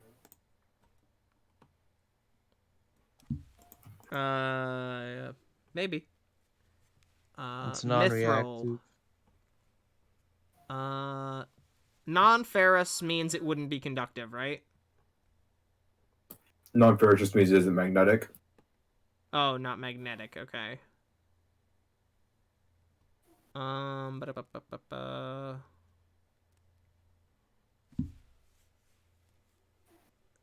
Yeah, mithril makes for a good alloy to reduce the weight of a material. It's tough to tell if... I don't think it would be... So, you can't observe the effect, but I'm gonna write down the effect that it has. Okay. Alright. Actually, you know what? Both of you make another Arcana check for me. That's Mari and Rasiel. Yes, this is Mari and Rasiel. Go ahead, both of you make an additional Arcana check for me. That's the highest you've rolled all day, bud. So Rasiel that got a hurts 14. me, Mari, you give it a go. Let me just check this. Right.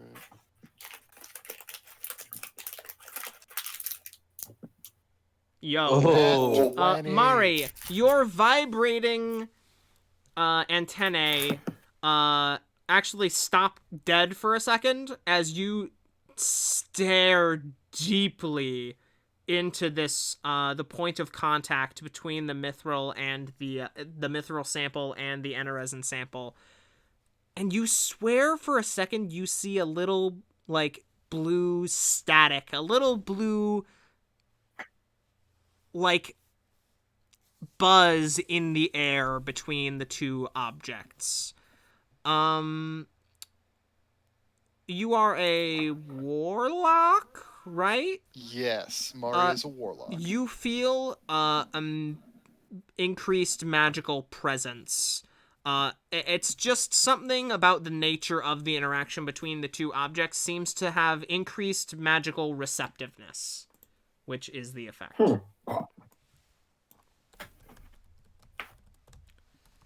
Could you explain that just a little bit better? Because increased magical receptiveness, Like, does it, Okay. like release does it magic into does the it air? release more magic into the air? Does it react to like latent magic better? Like, The way I interpreted does it it just is that mean that the the enchantments will be stronger. It appears that the mithril with a natural 20, I'll just fucking say it.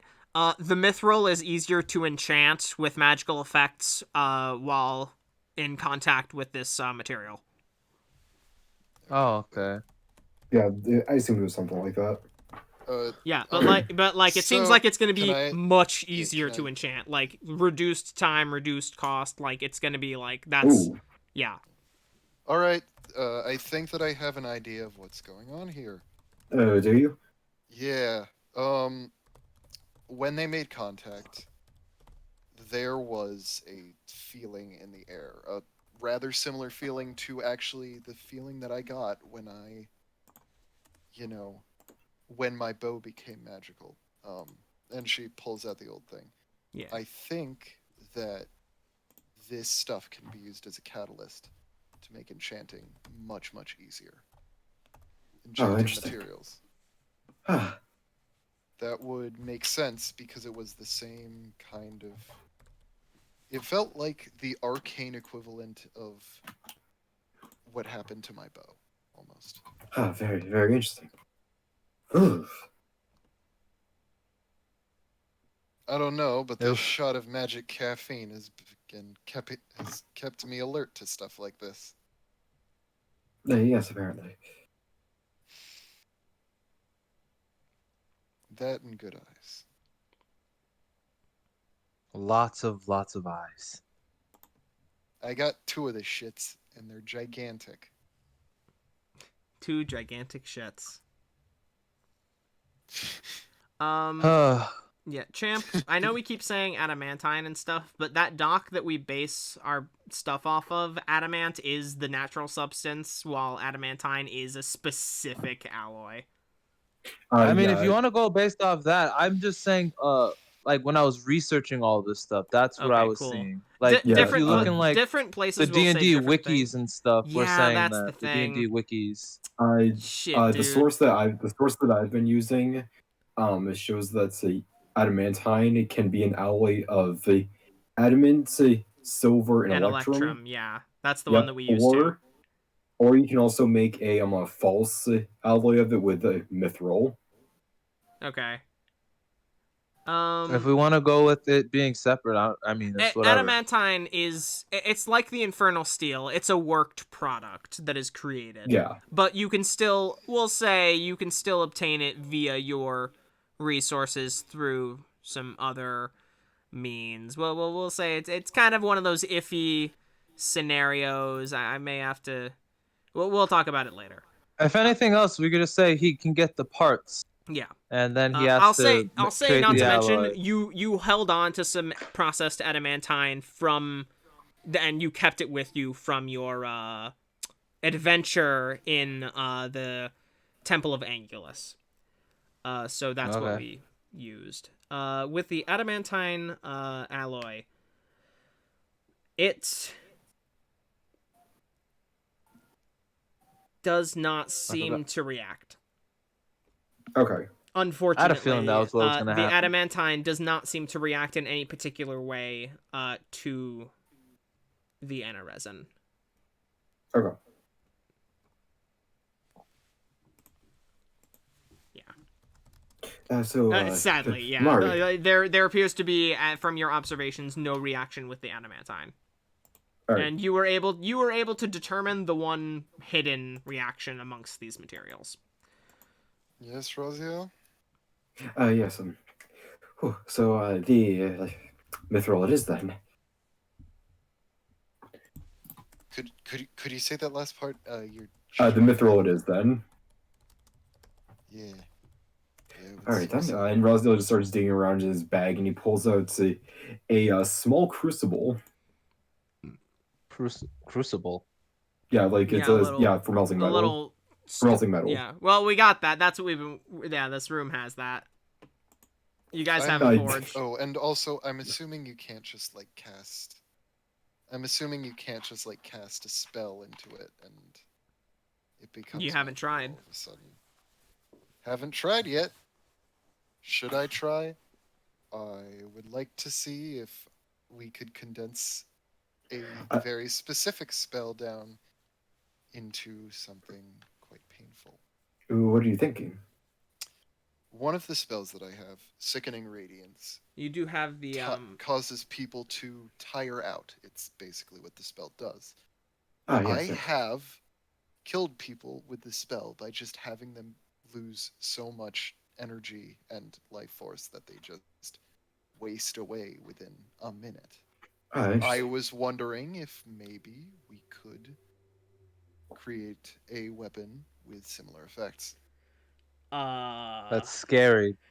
That is scary as hell.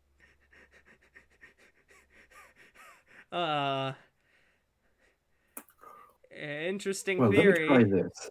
And Rosdale is going to as you are saying this, as you were saying this, Cordelger would chime in. It's an interesting line of thought. Could be useful in your missions, for sure. Maybe keep it on the down low if you start to make those, though. I won't say anything. Worry. It's for dealing we got this. And it's not for dealing with political opponents. It's for dealing with aliens. I'm sorry, what? Listen, I'm a warlock of a moon angel. I have had to deal with aberrations before, and they don't tire out easy. If I want one tired, I would need to use magic to do it. I see. The problem is, if we're enchanting something with whatever that is, if we're with that sickening radiance spell, whatever we're enchanting it with needs to be in contact with the person or whatever, with the creature that you're trying to. So it won't really work much. Probably won't work well with a weapon because then you're holding it. Cordelger would pipe in here. I mean, arrowheads. I use a bow for a reason. That is true. By the nature of resin, it can maintain a magical effect. Of course, it still does need to be activated, but after the initial activation, resin can keep it going perhaps for longer than usual. That's so if you can find a way to. If it is powered by a mechanism that is specifically designed for it. This is when everyone would see Rasiel take some tongs and take a small sliver of resin and about ready to drop it into his crucible. Buddy, I don't know if you're. I'm gonna back up. I'm gonna grab the lady and back up. I don't know if your neurons Side note, can handle that. This would be. Are you gonna take another piece off of the last sample or would this be like one last little split from your test? Because you don't have a lot of the material. Sorry. Yeah. He's okay. So it's a very small piece of it. It's really not a lot. Remember, you guys only had a 1 inch wide, 4 inch long tube of the material. Yeah. Okay. Yeah, he's not using much. Yeah. This is like 3/4, like the quarters that we use as currency worth of the material. Wait. Yeah. Like it's not a lot. Yeah. All right. So would that be another Arcana check if he's gonna try and melt this down with the Mithril? That would be forging. Do you have proficiency in Smith's tools? No. So but this how would that work with his spell branding kit though? Because he would have. Oh well, that is for your specific. Are you branding it into your body? No, he's just using his materials that he uses to brand stuff into his body to melt it down. I will say you're not. Wait, don't you have proficiency in Smith's tools as as a whatchamacallem? No, Brand but I mage? should really. No, I shouldn't. No, I don't. But I should really add that now that I think of it. Well, This is I was nothing gonna thought say of you before. should just change it to Smith's Yeah. Tools instead of that specific things, and you were able to use the. It's like how the Artificer uses Thieves' Tools. You know what I mean? Huh? Yeah. Yeah, think about Well, it it's that Tinker's way. tools, but yeah. Well, It's Tinker's tools, but yeah. I mean, it can be Tinker's Tools as well, but like Oh, they really? you They cast get their access spells with to- Thieves' huh. Tools. Oh, I did not know that. Yeah, Alright. that's the thing, my dude. So just use the existing material. Smith's Tools is a fantastic. So yeah, Alright, just yeah. straight up. Sorry, everybody, just talking homebrew shit. Anyways, sorry. I will say, yeah, if you would have proficiency with Smith's Tools, you could add your proficiency plus either your wisdom or your dexterity for this task. Alright, is which what would I've be a been plus going 5. with. Yeah, so there you go. 13. Hey, it's the best roll I've had all day. Nice. And this is what? To create an alloy with the mithril Yeah. sample and the resin? So like a Yes. coin-shaped, like a coin-sized mix of the two, that type of thing. Yeah. Yeah, it would Yep. be like a little bit bigger than a it'd be like $2 half stacked on top of each other. It'd be like that size of the material. So like yeah, a that's large fine. coin, like a medallion, Yeah. like one would put on a necklace or something. Okay, so I'll say with the 13, this is a new process to you, and relatively difficult. I'd say unless somebody is helping you out, you're not going to really be able to make this work. You can't quite get Okay. it right. So I then will can- say, unless somebody else pipes in, Cordeldra will assist you. So either you get advantage or somebody else can help by rolling. Zen, I could use some help with this. I'm not really all that experienced with this. I didn't Yeah. quite think this through. As you're going and it's starting to drip out. And Zen would rush over and grab the hammer and move Raziel's hands with that's holding it with the tongs. Yeah. And he's like, oh Jesus. So I'm guessing this experiment went well, I guess. so go ahead and roll. Don't know yet. So either Zen, is Zen gonna roll the Smith check, or is Rasiel rolling? I have a advantage? +9. Yeah. So Zen will guide you, and so Zen, roll one more Smith's check, and this will be it for this sample.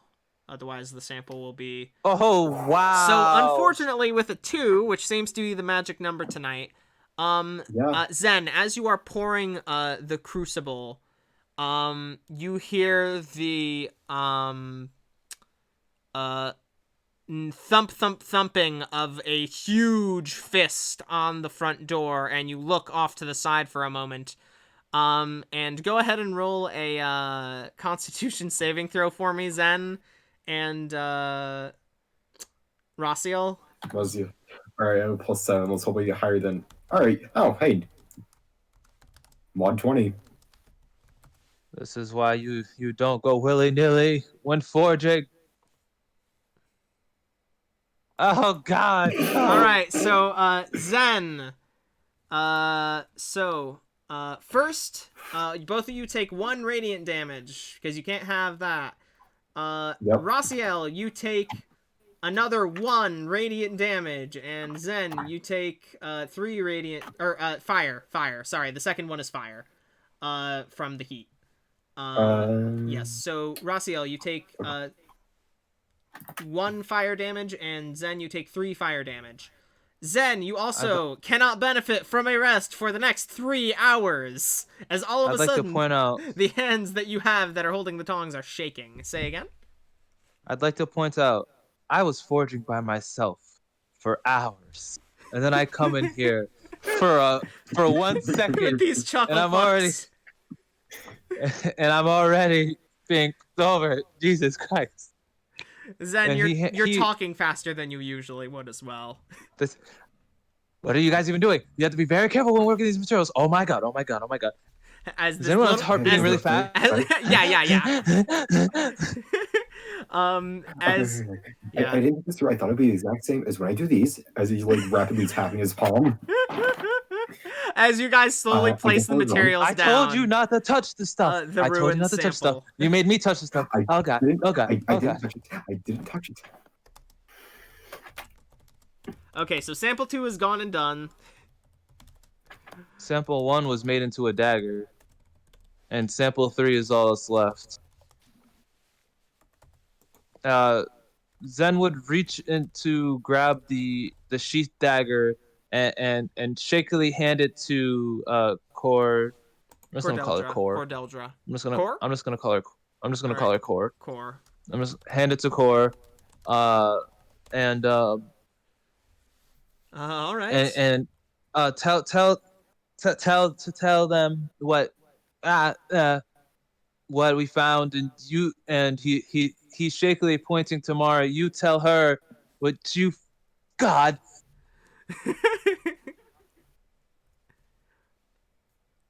And he sits down and just holds his face. Yeah. You don't find any respite by your sitting position. It's still as exhausting to exist right now as when you were standing up. You've never. This is worse. You've never, in any point in your life, Zen, thought that the act of sitting down would not be in any way satisfying. But now you have felt that. I need to go kill something. I need to go kill something. I need to burn this energy off. Yeah.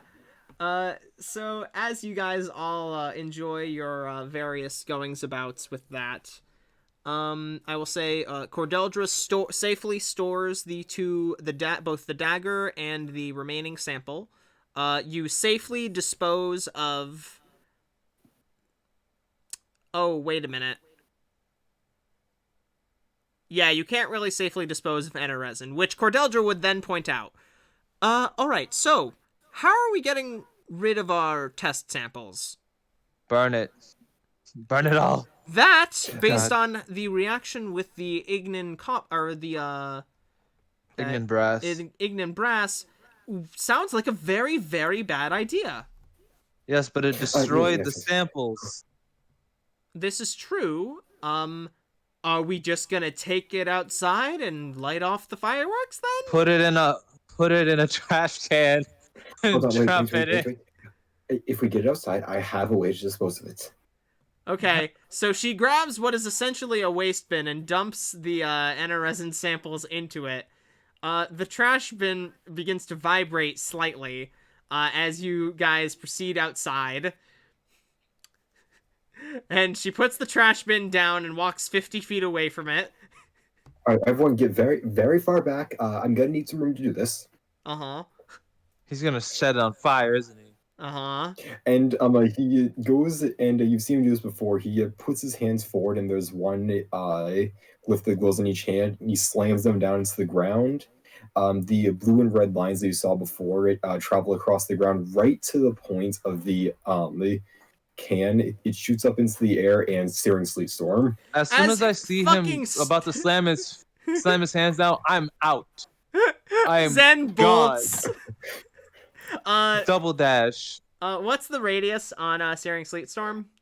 I don't have the dock up. Give me just a second here. Sorry. I think it was 20. It was 20. I think it was 20 foot. Yeah, I'm pretty right. It's a 20-foot radius, 80-foot tall cylinder.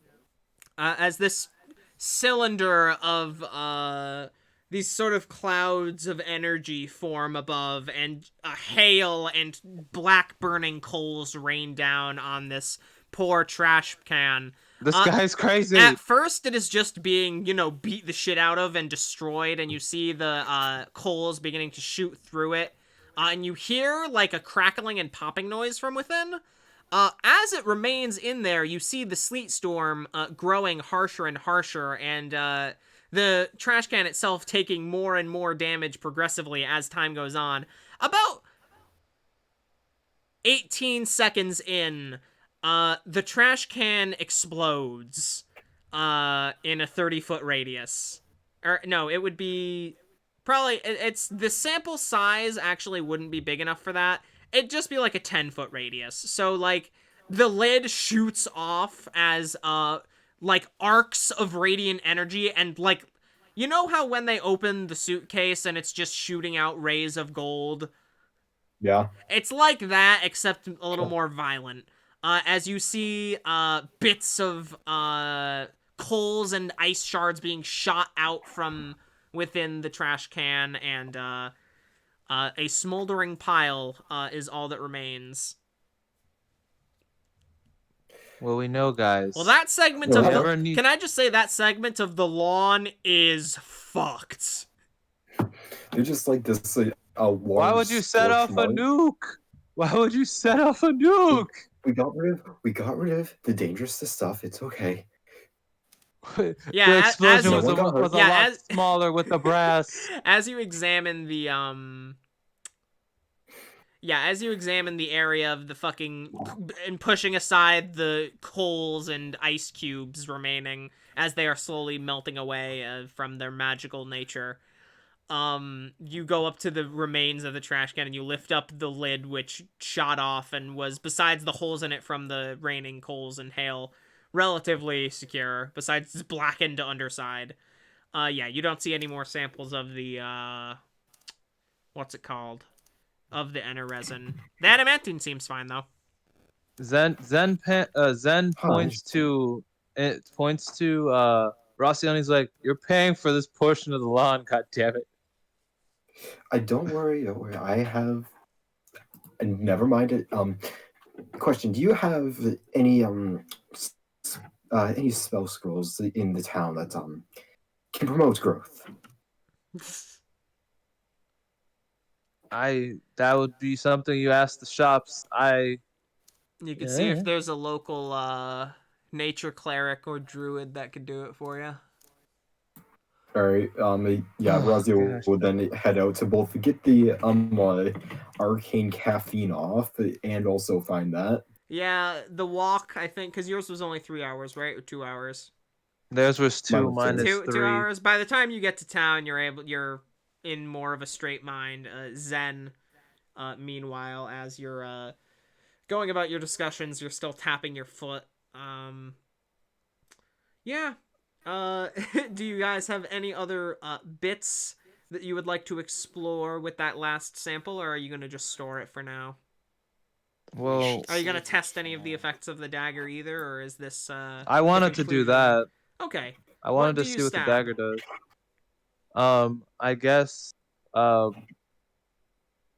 it'd be funny if I stabbed Siegfried, but I guess I won't. That'll only lead to bad things. So I guess I'll just I'll get like a small animal and just prick it. Okay. So I guess just roll a survival check for me. I'm not proficient. I know that. It's +2. Aren't you a ranger? But I'm What's your also a favorite terrain? blacksmith. Forest. Well, this is a forest, so you have advantage, I think, or whatever. I have dirty Yeah. 20. There you go. Yeah, you're able to catch a squirrel almost immediately. You take one step into the forest, your eyes dart to the side, and you just grab a squirrel. You just yank. Yeah. Yoink. You grab it off the side of a tree. It didn't stand a chance. And you give it a little poke. Lethal or non-lethal? Non-lethal. Non-lethal. You just give its paw a little poke. And I guess the squirrel would make a Constitution save, or well. Okay, so what happens is, you give the squirrel a little poke. It can't really not get hit. And you see, you're not poking it especially hard, but as the blade connects, you see a jolt of energy arc into the squirrel, and it goes limp in your hands. Did its heart just stop? Yes. It just stopped moving. Yeah. There's a little scorch mark on its paw where you stabbed it slightly, and it's yeah. And a little like radiant bolt, like arc of radiant electricity shot into it, and it's just limp. I'm gonna look for something bigger. A little bit of blood trickles out of its mouth. All right, I'm looking all for right, something Zen. bigger. All right, Zen. Sure. You look for something bigger. With a 20, I'll say, a wild boar you happen upon a wild boar that has entered onto your territory. I guess go ahead and roll to hit.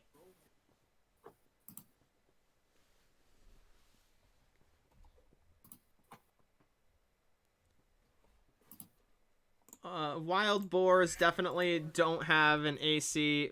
I think theirs is Particularly, 11. it's like 11. Theirs Yeah, is they have 11. either 11 or 12. It's 11. All right. So, sorry, I made the thinking noise. You stab it. Go ahead and roll damage. So, It's 1d4 plus your dex mod. oh shoot, I forgot that like Unless you're holding back. I mean I would definitely be like this is a test. Like, Okay, so it's I'll just say a prick. You're just a prick, so it deals 1 piercing damage Okay. plus Just, 1d4 radiant damage. So roll the Okay. 1d4 radiant damage. So 4 damage. Okay. As you see the jolt of electricity and its eyes suddenly go super wide, it makes a con save. Yeah, speak to me, pig. Has a +1 to this. As its eyes go suddenly very wide, but then narrow back down, and it attempts to gore you with its horns. Bad pig. Tusks, I mean.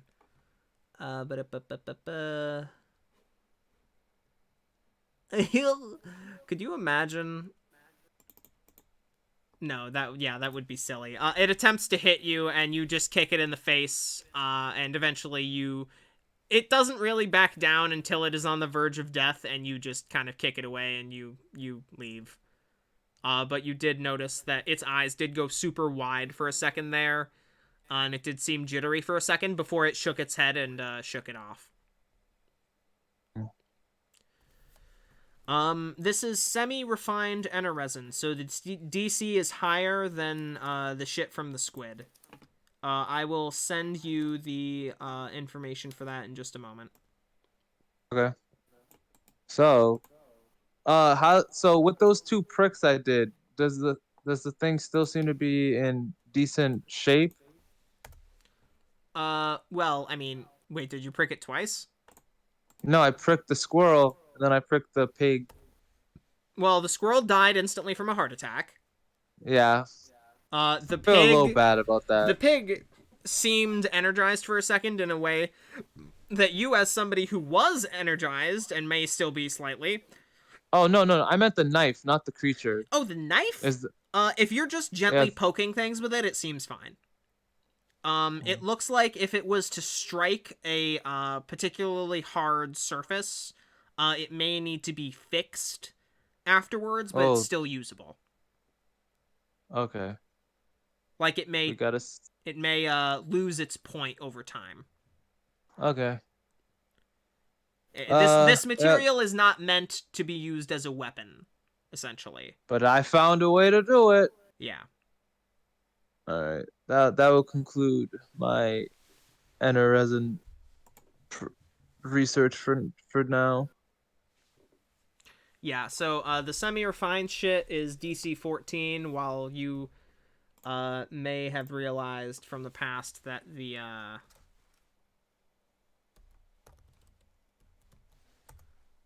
other did I spell that wrong? Yeah, the stuff from the squids was DC 14, this is DC 16. To resist the effect. So yeah, that's the basic gist. Do you guys have anything that you would, anything else that you would like to particularly do before we come to a close tonight? Nope. Rasiel is looking for a spell scroll of plant growth. Okay.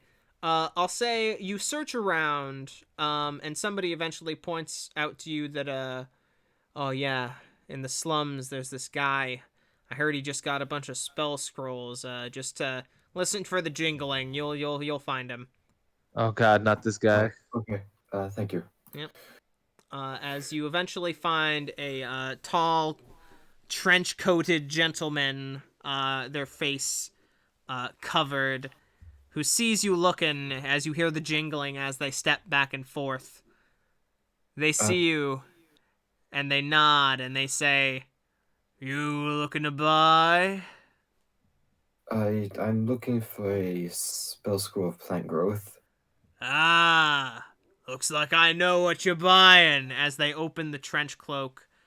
And you see, like, a gun, and one of them, It's a gun. like a flintlock pistol just hanging from, one of the top straps. You see, 3, small, like, scroll cases, like wooden scroll cases. One of which he plucks off and hands over to you. It's just standard price for a spell scroll of that level, whatever it is. Okay, so that would be 500. Yeah. So Raziel does not have the money for that right now, but Okay. he He's he like, does... I'm willing to trade. Now I do have this, and Raziel's gonna pull out 2 of the pieces of Neum gum that he has. I'm sorry. That's who I bought it from.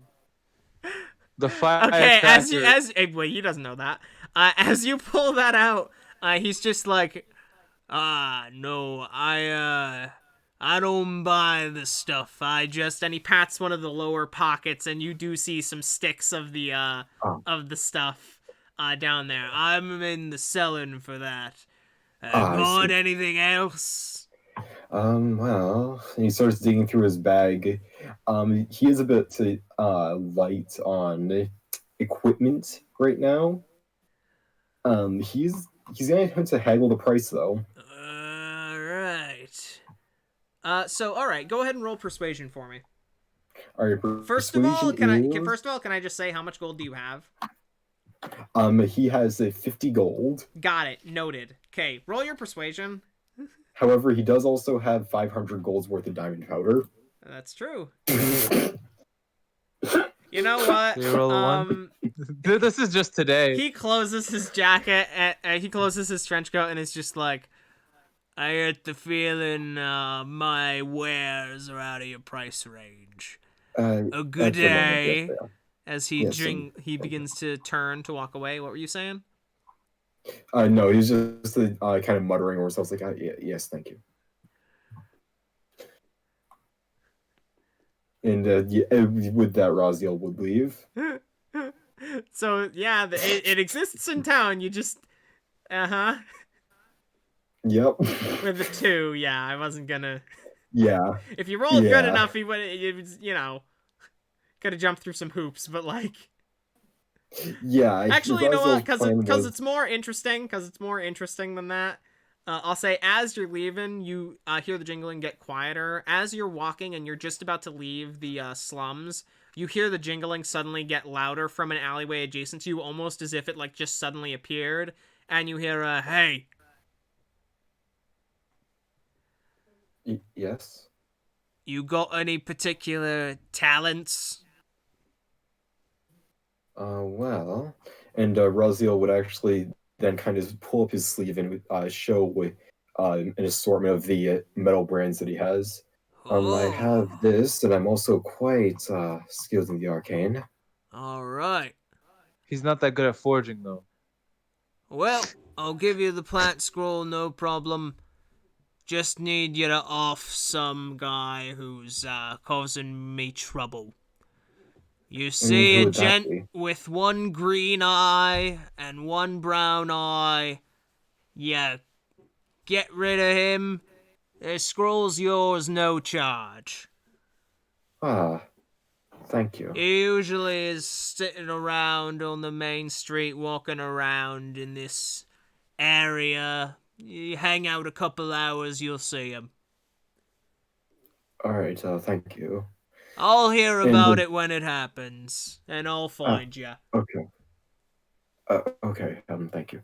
With that, Rasiel's gonna head out from there. You're just gonna leave? Yeah, he's just gonna leave. Alright. Rasiel the hitman. Killing without purpose. Uh-huh. Hey, there's a purpose. That man's life is worth 500 gold to this gentleman. Razu would rather go on a couple jobs first and then come back.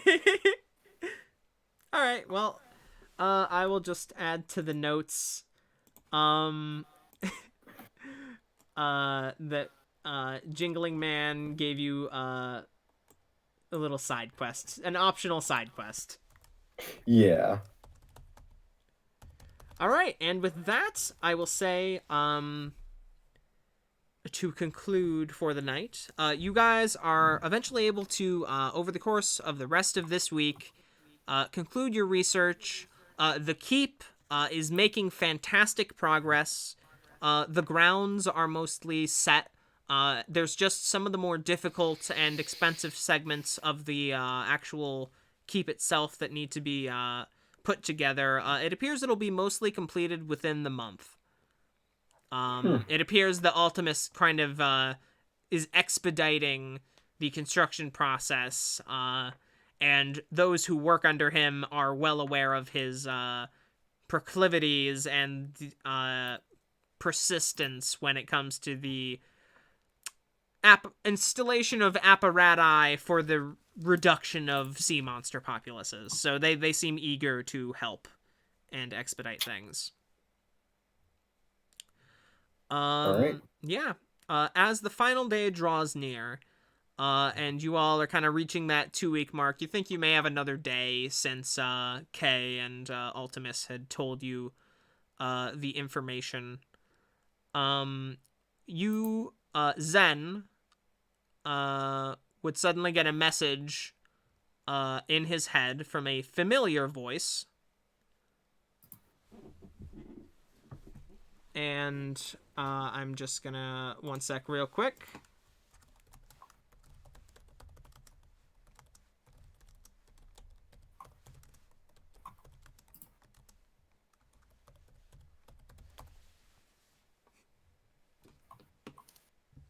Huh? I think he's looking something up. Something has gone terribly wrong with Shilvy. You hear from within your head, Shilvy's voice resonate in your head, Zen. A familiar sending spell reaching to you. You have the ability to respond. Shelby, is that you? Something? What's wrong? But there is no response. And with that, we will crap. end the session for the night. No, I don't want to go back. Welcome to hell. No. Grab This your swim is trunks. Welcome to hell. Grab some floaties. I don't want to go back. You might not have to. You don't know what the actual problem is yet. No, don't bullshit me. All right. I'm gonna stop the recording now. Have a beautiful night, everybody. We will see you again next week, Oh. maybe. Did you say something about level up? Huh? Oh, you all Did level you up say to something 10. about level up? Ba ba ba ba ba ba ba ba. The joy of discovery when it comes to the Enerresin, and the anxiety. The final straw is the anxiety that Zen suddenly gets in their eyes, as they share the message that Shilvy just sent, and all of a sudden everybody feels suddenly more powerful. You are all now level 10. I feel weaker boy, than ever everybody before. gets temporary hit points at the end Yay! of the long rests. All right. Oh, you Good night, everybody.